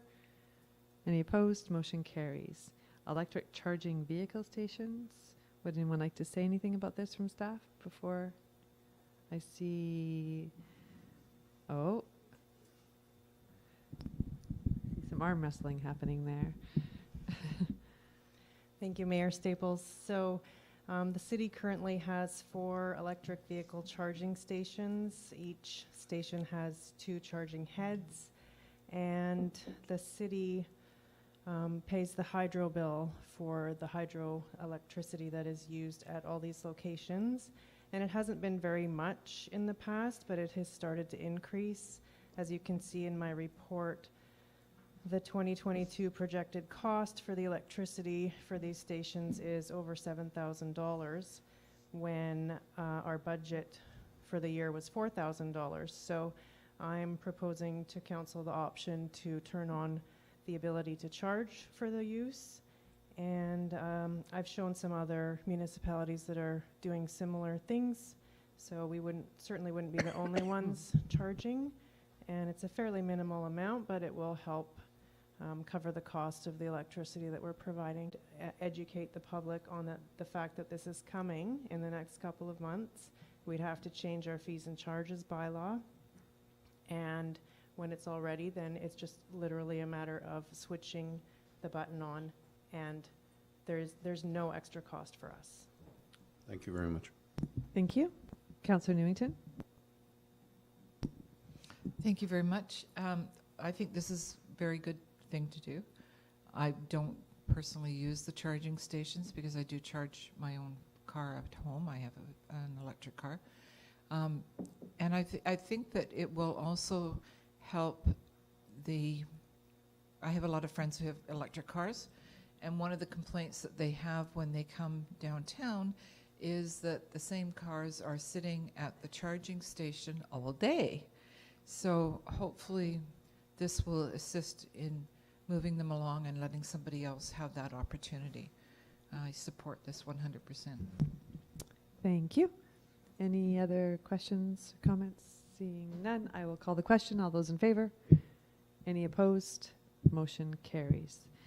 Thank you. And we'll move on to 7.5, and that must be you, Mr. Murphy, automated solid waste collection. Good evening, Mayor and Council. So a couple of meetings ago, we talked about the important topic of whether, as we replace our garbage vehicle, whether to switch to a fully automated collection system or to stay with the status quo of semi-automated collection, and presented the pros and cons, and there certainly are pros and cons to both systems. And with council direction, reached out to the community for public input into this decision. And so we ran a Place Speak survey for a number of weeks in June and July, and limited the responses to City of Duncan residents who have collection from the city currently, and received a reasonable response, and it was generally in favor. And so in the survey we asked twice for an overall indication of respondent support for the program or not. And so the first question asked them to rate based on the information that was presented, and we tried to present the pros and cons as simply as possible. And so based on that information, we asked if they were in favor or did not support. And so the first question was on a 5-point scale, with 5 being fully supportive. And the average response was 3.8, which is quite good. And at the end of the survey, we asked again, so considering everything, are you in favor or not, yes or no? And that question generated 76% overall positive support. I think this is obviously not a scientific survey, and we did receive some direct responses, some direct emails, people who didn't fill out the survey itself, but responded to us. So I think the overall positive support probably isn't that high, but it's still positive. It'd still be 60 to 70% positive support for the switch, and that's considering all the pros and cons, including the rate impacts, which are worth noting. The other concerns would be People were curious and wanting to know more about the bin sizes, particularly if we are offering larger bins, would that generate more waste? So we haven't made any decisions on what would be offered, but most likely we would offer as a standard for garbage would be the smallest size bin that's available, and then but still have the option for residents to upsize for an additional fee if they have a larger household or a larger family and generate more waste. The other concern is glass collection, and that will be a challenge. It's not likely to be economical to have a contractor just collect glass for recycling, but we can certainly, the good news is we have 2 years to figure out this topic. That's the lead time for the delivery of the new vehicle.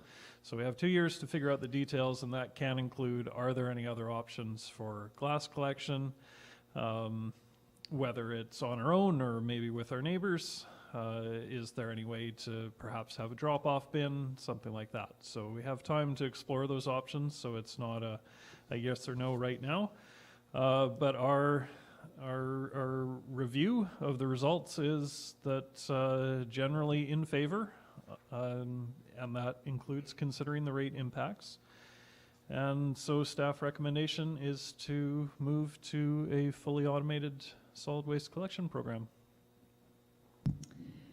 Thank you. So the motion is, was there anyone who'd like to move the motion? I'll just read it out. That council directs staff to proceed with the request for proposals for the procurement of an automated solid waste collection vehicle and prepare an implementation plan for automated collection for an anticipated rollout in 2024. So there's a mover I saw and a seconder. And then is there a seconder? No? Yes? Okay. And then discussion or questions. Councillor Millimus. Just curious what, I noticed 38 people completed the survey. What avenues does the city take to advertise that that's available? Just curious. Through the mayor to Councillor Middlemas. So for this survey, we used Facebook to promote. On the city's account, we promoted twice a week for the whole duration of the survey. There was also an article in the Cowichan Valley Citizen that talked about this issue and mentioned that there would be a Place Speak survey coming up. And yeah, the response rate, while we would love to see many more, this actually rates pretty well compared to some of the other public surveys we've run. So it's actually, you know, a good response. Any other questions? No, seeing none. I will call the question. All those in favor? Anyone opposed? Motion carries. Thank you very much. And we'll move on to reports of committees. The Environment and Sustainable Committee recommendations. Is that going to be Councillor Capps this evening? Yes, thank you. Sorry, I just have my agenda package on my phone, so let That's me just okay. scroll to it. Would it be best for me to go through these sub-items as they're numbered separately, 1, 2, 3, or would you like me to read through all of them? Sorry, just what's best? I think you can read through all of them unless someone wants to pull one of them. Okay. I don't see any Great. hands going up, so yeah, you can read through all three of them. Okay, Thanks. lovely, thank you. So the June 13th, 2022 Environment and Sustainability Committee recommendations, 811 Environment and Sustainability Advisory Committee priority setting. 1, that council allocate an additional $10,000 to the Clean BC Better Homes Program and Home Renovation Rebate Program from the Local Government Climate Action Program funding. 2, that council remove development of a solar energy program for Duncan as a priority sustainability initiative. 3, the council prioritize the following sustainability initiatives from 2022 to 2026. A, facilitate the development of complete neighborhoods. B, expand the active transportation network. C, expand the EV charging network. D, support the replacement of high carbon heating sources with low carbon heating sources. E, require highly energy efficient new construction. F, enhance local food production and urban agriculture. Okay, is there a seconder for that motion? Are there any questions? Councillor Brooke? Thank you, Mayor, and thank you, Councillor Camps.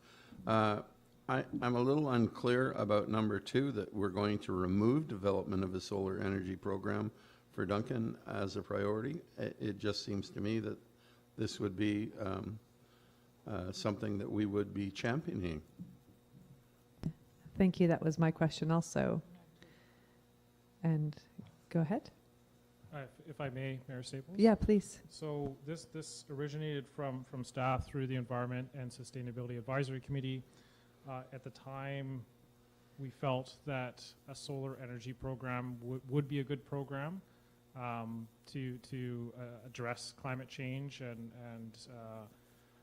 but since then, what we've realized is that solar energy in BC, as a replacement for hydro energy, will have a very small impact on greenhouse gas emissions. There's a high cost associated with the technology, and in BC, a very negligible impact on lowering greenhouse gas emissions.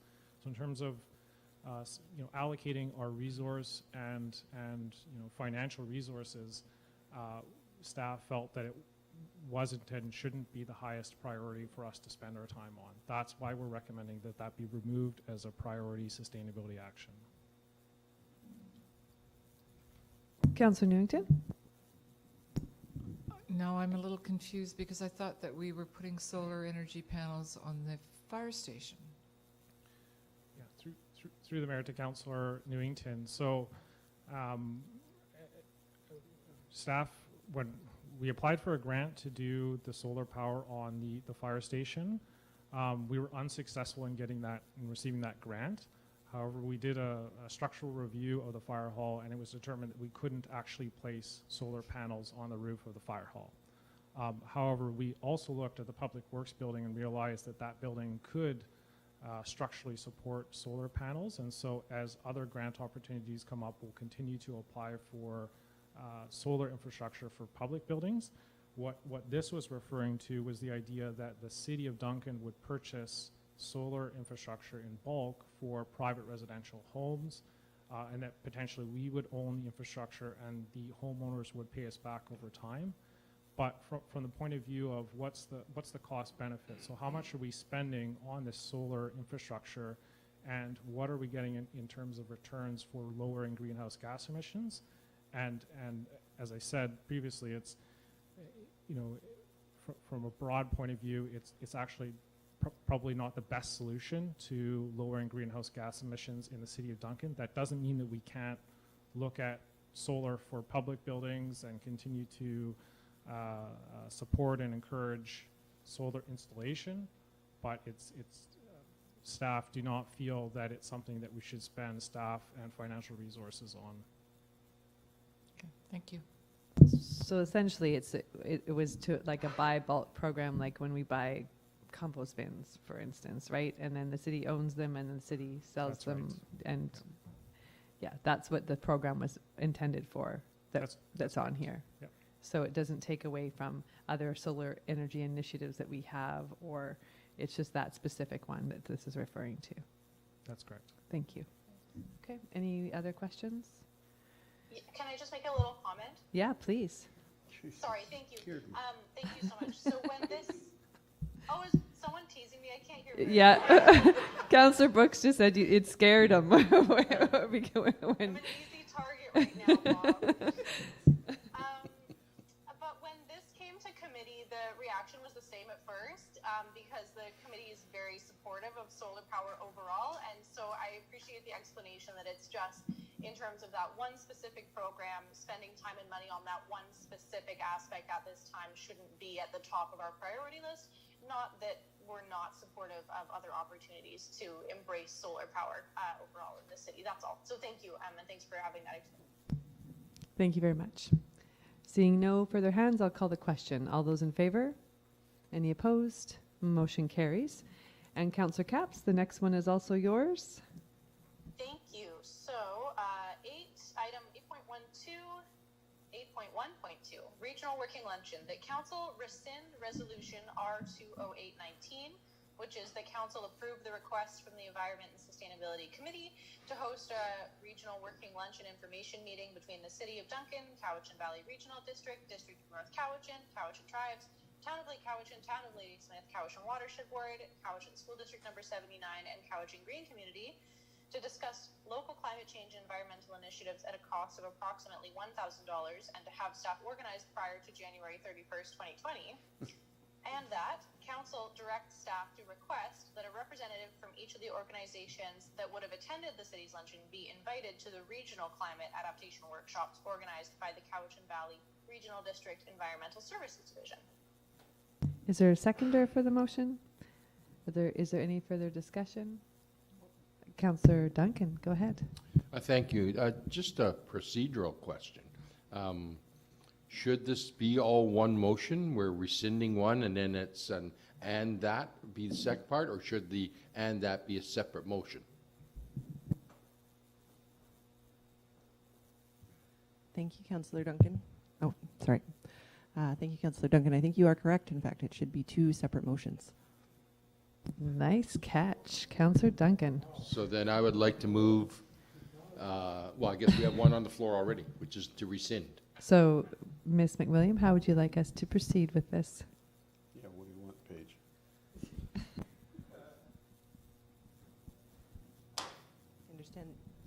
I understand that you have a mover for the first motion, so that Council rescind Resolution R20819.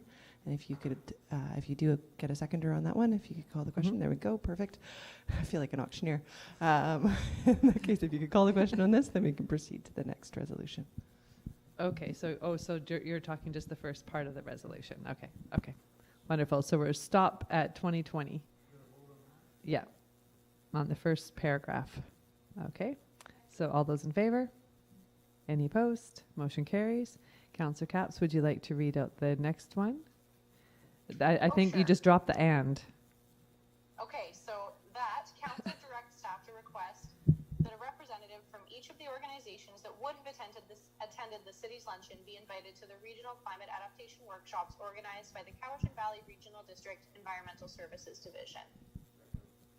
There's a seconder. Is there any discussion? Seeing none. Your hand's not up? No, you're just waiting? Yes, okay.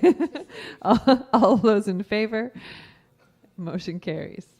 Thank you very much. And now we move on to bylaws, the official community plan bylaw. Is there going to be, there is, I see it up on the, a very short, I have to say, I was really happy with the changes that were made.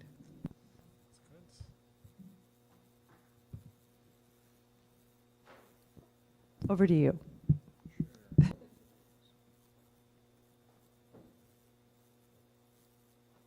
So, yeah, Mayor Staples, Council, this is consideration of first and second readings for the new official community plan bylaw number 3226, 2022 to replace the current OCP that we have in place.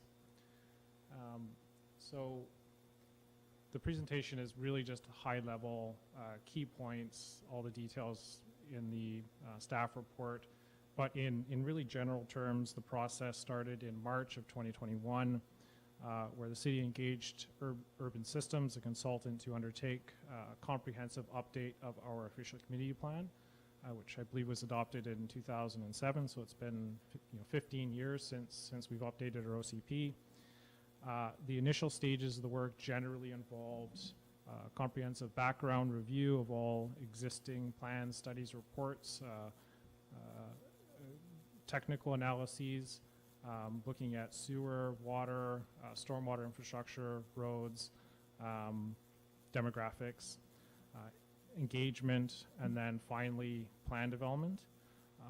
In general terms, our engagement work included stakeholder workshops, which I wasn't here at the time, but I believe they're held at the fire hall. We also held an open house. We had a place speak discussion, topics, pop-up events, and two surveys.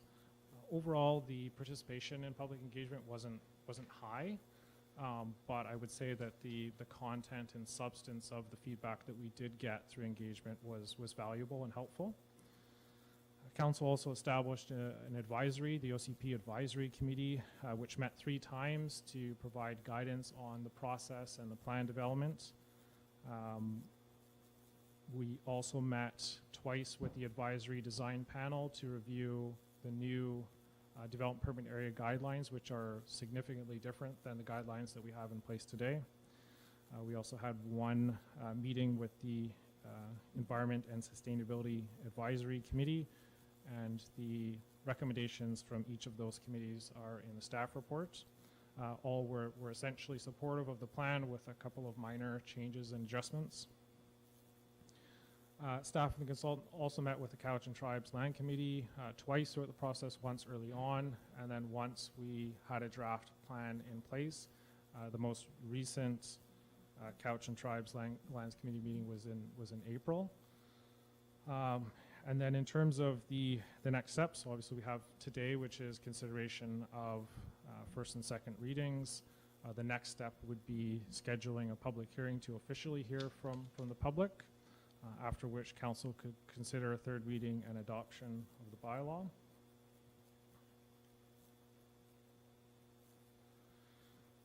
So in terms of changes, council may have noticed that the document that you're looking at now looks very different than the document that was presented to council in April of this year. One of the things we heard in terms of feedback was that our tagline was "Small Town, Bright Future," but the document and the title page had a very, definitely wasn't bright. Lots of sepia photos. And so we really wanted to try and make the document visually more attractive and in line with that idea of a bright future for Duncan. So we've included a lot more visuals in the document and made it a more contemporary looking OCP. The previous draft of the OCP had 7 goals and 10 policy areas, and there wasn't a good alignment between the 7 goals and the policy areas. For example, some did have, there was one called managed growth, a goal called managed growth, and then a policy called growth management, but that wasn't the same for all of them. And so normally what you'd see in an OCP is a very distinct hierarchy. So you have your vision, and then you have, for each of the policy areas in your OCP, you would have a goal for each of them, and then 1 or 2 objectives, and then the corresponding policies. So we've created a goal for each of the policy areas. So there's 12 policy areas now. Objective versus policies. So what we were finding were the objectives in the previous draft were, a lot of them were worded more like policies. They were very specific, action-oriented statements. And so we've just transitioned those from being objectives to policies. So they're still in there. We've just sort of cleaned up that hierarchy a little bit more. Cowichan Tribes. So the last meeting that we had with the Cowichan Tribes Lands Committee, some of the members were not completely happy with the plan. Some of the things that we heard was that the plan does not address in any way UNDRIP, the United Nations Declaration on the Rights of Indigenous Peoples. That wasn't addressed in the plan. That the city should stop referring to Cowichan Tribes as its neighbor in the same way that other local governments might be geographic neighbors. And the reason for that is that Cowichan Tribes' traditional lands extend well beyond and are more overarching rather than being a geographic neighbor. Some of the members of the committee also felt that we should stop, the city should stop referring things to Cowichan Tribes. And so we've, even in the absence of this OCP, we've stopped, they're no longer called referrals, they're called requests for guidance and recommendations. So we feel in this new plan that we've started to work towards some of those, the concerns that we heard at that committee meeting. We've created a whole new policy area on Indigenous relations and reconciliation. Unfortunately, we haven't yet heard back from Cowichan Tribes. But we feel that we've begun to address some of those concerns. Under the old draft, there was a policy section called Arts, Culture, and Heritage. We felt that heritage was distinct enough that it should be its own policy area, so we separated that.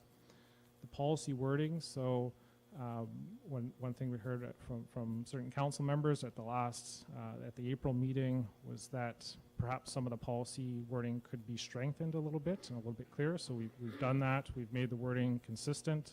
The city will, and then population targets. The old draft had a whole section on population targets, which is a sort of an odd thing to include in an OCP. We're not targeting any population. It's a passive plan, so we're simply laying out the land use framework, and then owners will either apply to develop their lands or they won't. So we're not seeking a particular target. The section had no relationship with any other aspect of the plan, so we simply removed it. As you'll see in the staff report, we did receive one letter from a private landowner developer for 5 parcels on Price Place. So that's the slide on the screen here. So this is the Trans-Canada Highway, this is Dobson Road, and this is Price Place. And so you can see the 5 parcels are outlined in black. The current designation of those 5 parcels is medium density residential. The developer wants to do high density residential on those 5 parcels and will likely be submitting an application to the city soon to do that. In the draft new OCP, the properties on the east side of Price Place are designated high density residentials. That aligns with what they're going to propose. There are 2 properties on the west side of Price Place are designated as gateway commercial, which would not support a purely residential building. So that's a change. As staff has said in the report, the rationale for that is to create an opportunity for a larger consolidated commercial site.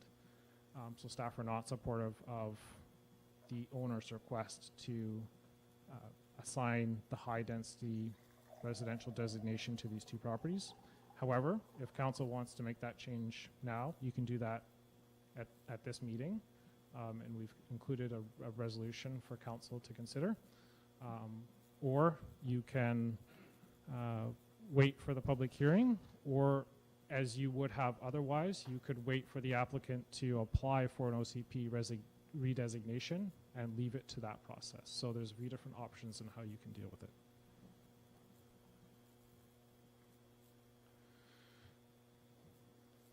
This is the last slide, just again, next steps. So today, August 15th, consideration of first and second readings. Staff would look to schedule a public hearing for September 6th unless council determined a different date for a public hearing. And then on the same day, council, after the public hearing, could consider a 3rd reading and adoption of the bylaw, which would be subject to the public input that council hears at the public hearing. And happy to answer any questions council might have. Thank you very much. Councillor Bruce, go ahead. Thank you very much for your explanation. On the property on Dobson Road, where, yes, you call that black, but it looks brown to me, is that right? Well, the properties are outlined in black. Oh, I see. A little bit hard to see. Okay, but that brown strip in the middle is now medium density, and the owners of the property are wanting to go high density, is that correct? It's currently that essentially correct. So currently it's medium density in our current OCP, and in our draft new OCP, we're proposing that it be high density, which is what the developers want to do.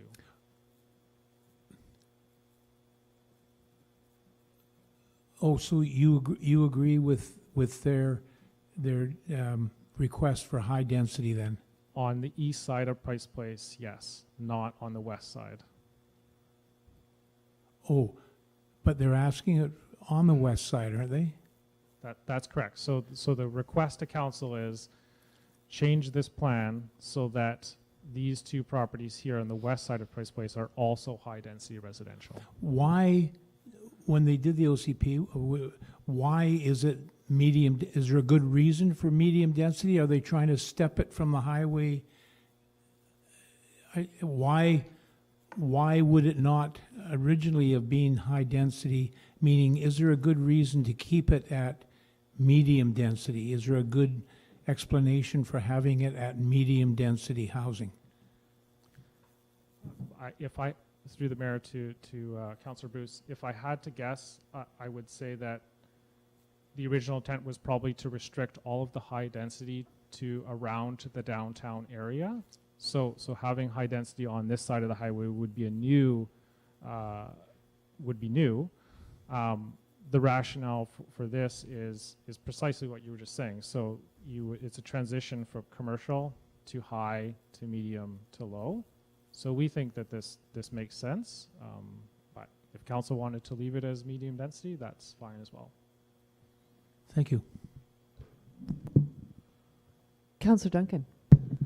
Thank you, Madam Mayor. So I find it a little unusual that we actually, basically went by the yellow line on the street, and one half is, high density, one is medium. However, what I would be more inclined to do at this stage is to wait to hear from the developer after we've gone to public hearing, and perhaps that developer may come forward with a proposal to provide affordable housing that would generate perhaps an upgrade to multifamily. So that would be my feeling, would be that if we had the reason, I'm not seeing a reason why we should change it so far, but if I had someone standing here making a presentation telling me that they're going to put in affordable housing as part of that 5-lot package, I think I'd be inclined to consider that. Councillor Newton? Yeah, at this point, I agree with Councillor Duncan. We need affordable housing, and to just do a carte blanche right now, without finding out what their proposal is, I think we wouldn't be doing justice for people that live in Duncan. Any other comments on the OCP or the changes or this? Councillor Bruce. Thank you, Mayor. Kyle, could you go back to the slide that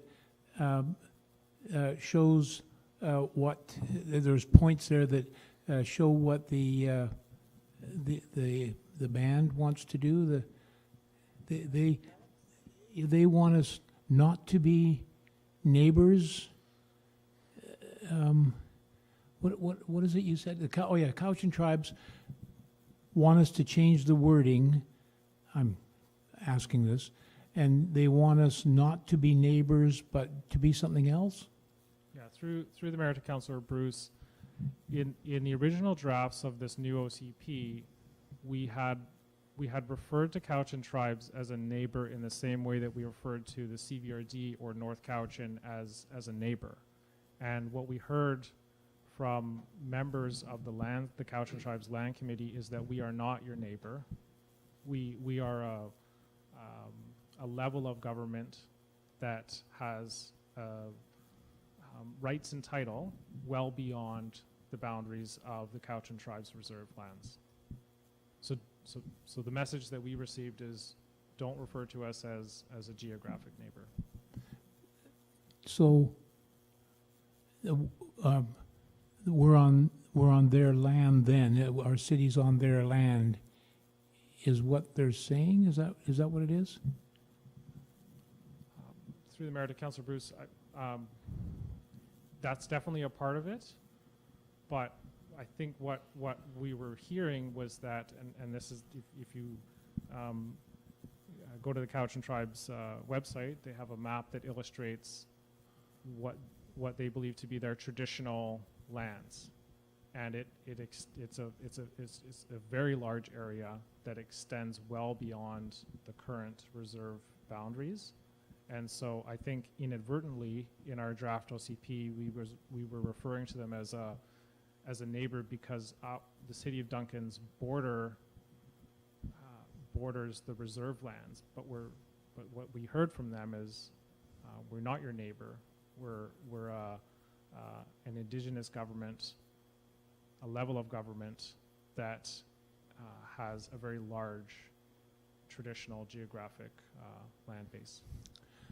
I'm having trouble wrapping my head around it, but it sounds like a slippery slope to me.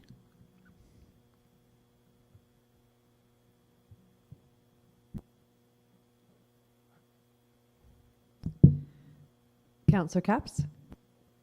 Thank you. Sorry, get my right headphone in. Thank you. I certainly have no problem with us changing that language. I think that now that I consider that and the use of that language, does it not feel a little bit disingenuous to open our meeting saying we're on the traditional unceded territories of the Cowichan people, and then in the next breath to refer to them as a neighbor? This is our land, this is your land, next to our land, when we do acknowledge that their traditional territories are much larger than just what is designated as reserve land. And so it is a different context than us calling North Cowichan a neighbor, or a CBRD area region a neighbor. So I think that a very small change in language in this plan is kind of like a least we can do situation when it comes to our goals of reconciliation. Thanks. Thank you. And I'd like to add that the changes, I mean, you've listed notably some of the areas that changed, and when I read through it, I was really impressed with some of the depth of the changes that were made, including around reconciliation and UNDRIP and relationships with Cowichan. I was really impressed with the amount of changes that had actually gone into those parts of the document, and also the language, the strengthening of the language. As to one of the things, and I believe I brought this up last time, that I struggled with was those, we might do this, we might not do this. When I read through it this time, I actually, I can't believe I'm actually saying this, but I actually felt kind of inspired by it, which is not something I ever thought an OCP would kind of give me, to be frankly honest. But it was because of the amount of changes that have been made since the last OCP process, but even since the last version of that we received. And so there were some things I still wasn't super happy about. Like, I thought that there's a lot more in climate that I would have liked to see. I also recognize that there's other processes that we can go through that will address those types of things. And but overall, the heritage designation, I think that's really important for a number of reasons. And I was definitely, like I said, I actually did feel inspired reading it. And I did not the last time I read it. So there's, I just really appreciate all the thoughtfulness that went into updating this. So thank you. Councillor Brooke. Thank you, Mayor. If we could just move from this back onto the Price Place. So my understanding is that it's currently medium density, and the new OCP would take it to high density on the east side of Price Place. Is that correct? That's correct. And Gateway Commercial on the west side of Price Place. Okay, thank you. Any further questions or comments? Councillor Duncan? Thank you, Madam Mayor.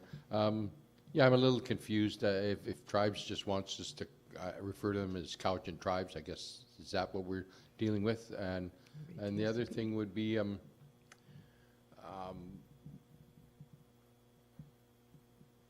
not really comfortable not hearing back from the formal council of Cowichan Tribes and the chief. I would like to hear from the council, the formal council that's just been elected, and the new chief, rather than just from the lands committee, because I'm not really sure what's coming from the lands committee is the same as going to come from the council and the new chief. So It's just something I'm just not sure about right now. So please go ahead. Yeah, just a couple of quick comments on that. So the chief was generally the only one who spoke at that lands committee meeting. So those comments came directly from the chief. I would share the concern that perhaps we're not operating on the views of Cowichan tribes, and we're simply operating on the views of one of their committees. One of the things we said in the staff report is that if council does give first and second readings to the bylaw, we will make an additional effort to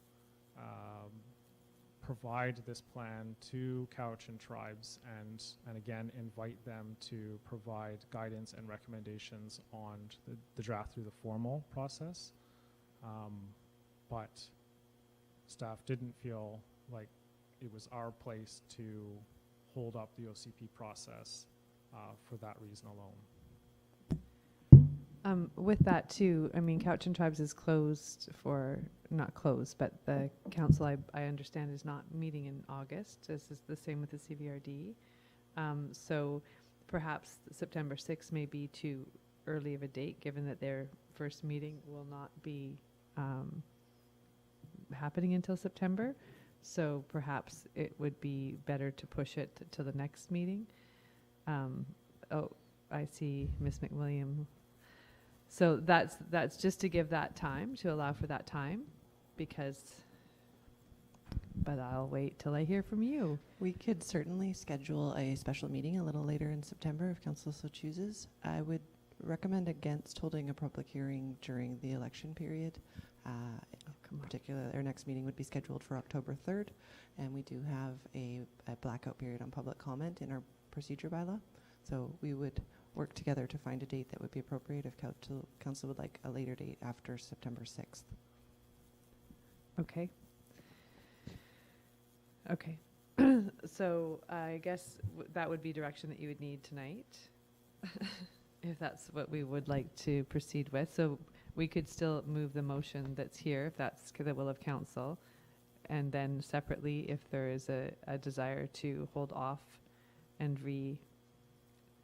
realign that to provide Cowichan Tribes more time, that's a separate motion. Is that correct, Ms. McWilliam?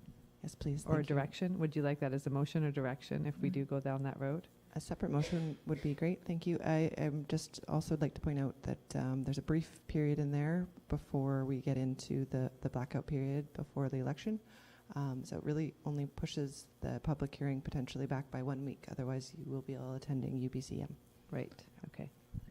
Okay. So I will focus on this motion first, and then if there's a motion that anyone would like to make in regards to that, we'll do that. So I'm going to read out the motion that council give first reading to official community plan bylaw number 3226/2022, that council considers the official community plan bylaw number 3226/2022 in conjunction with the City of Duncan's 5-year financial plan, Cowichan Valley Regional District Solid Waste Management Plan, and Cowichan Valley Regional District Central Sector Liquid Waste Management Plan, and that council gives second reading to the official community plan bylaw number 3226/22.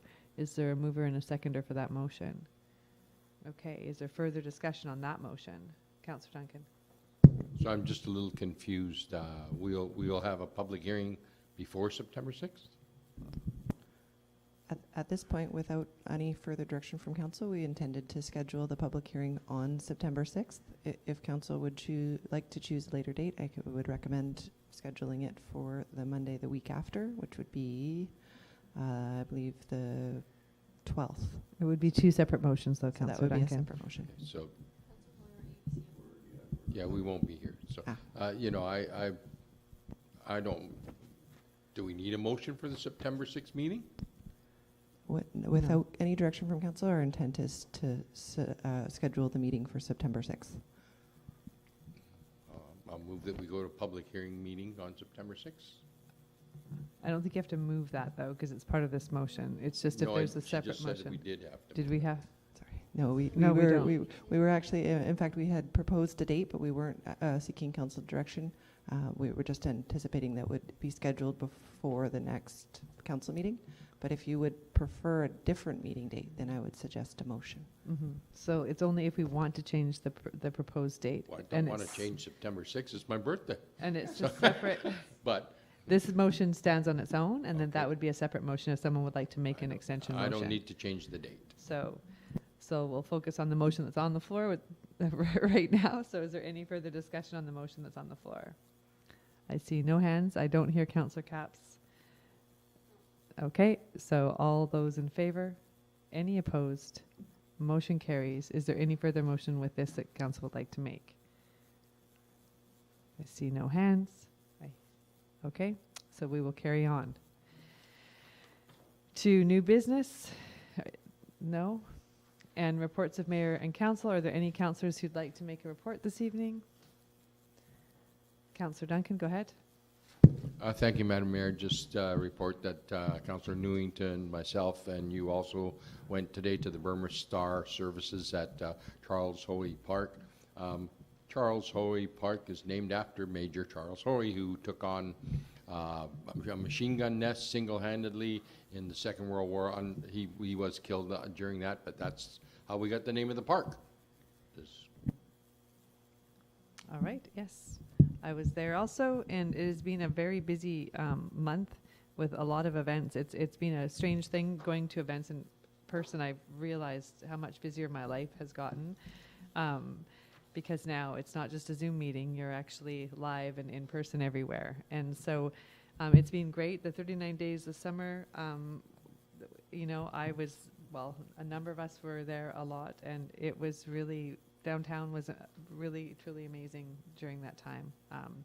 A lot of really, really positive feedback from so many people, and town is busy. Like even today when I was downtown, there's a lot of people coming to Duncan. Lots of new businesses opening. I see signs for new businesses coming also. There's definitely a different vibrancy that, you know, from 2 years ago that is now present in the city. And the Arts on the Avenue, I saw Councillor Brooke and his lovely wife down there, and Councillor Duncan. That was the first day. It sounded like they kind of brought that together really quickly. You were there. You guys bought a picture of cows. And you know, it was a really good, there was a lot of people there. It was a good event for the first time, and they want to expand on that. And yeah, there's just a lot of really good things happening. So I won't belabor that because it's late, but that is all for this evening. So let us move on to the question period. Do we have questions, Ms. McWilliam? Thank you. I've just double checked and we have not received any questions. All right, then we'll move to go into close. That the meeting be closed to the public under the following sections of the community charter to discuss matters related to employee relations, sections 91C, labor relations or other employee relations, property acquisition, section 91E, the acquisition, disposition, or expropriation of land or improvements, if the council considers that disclosure could reasonably be expected to harm the interests of the municipality, and proposed provision of a municipal service, section 91K, negotiations and related discussions respecting the proposed provision of a municipal service that are at their preliminary stages and that in the view of council could reasonably be expected to harm the interests of the municipality if they were held in public. Yes. Mover and a seconder. All those in favor. Motion carries. Let's take a couple minutes and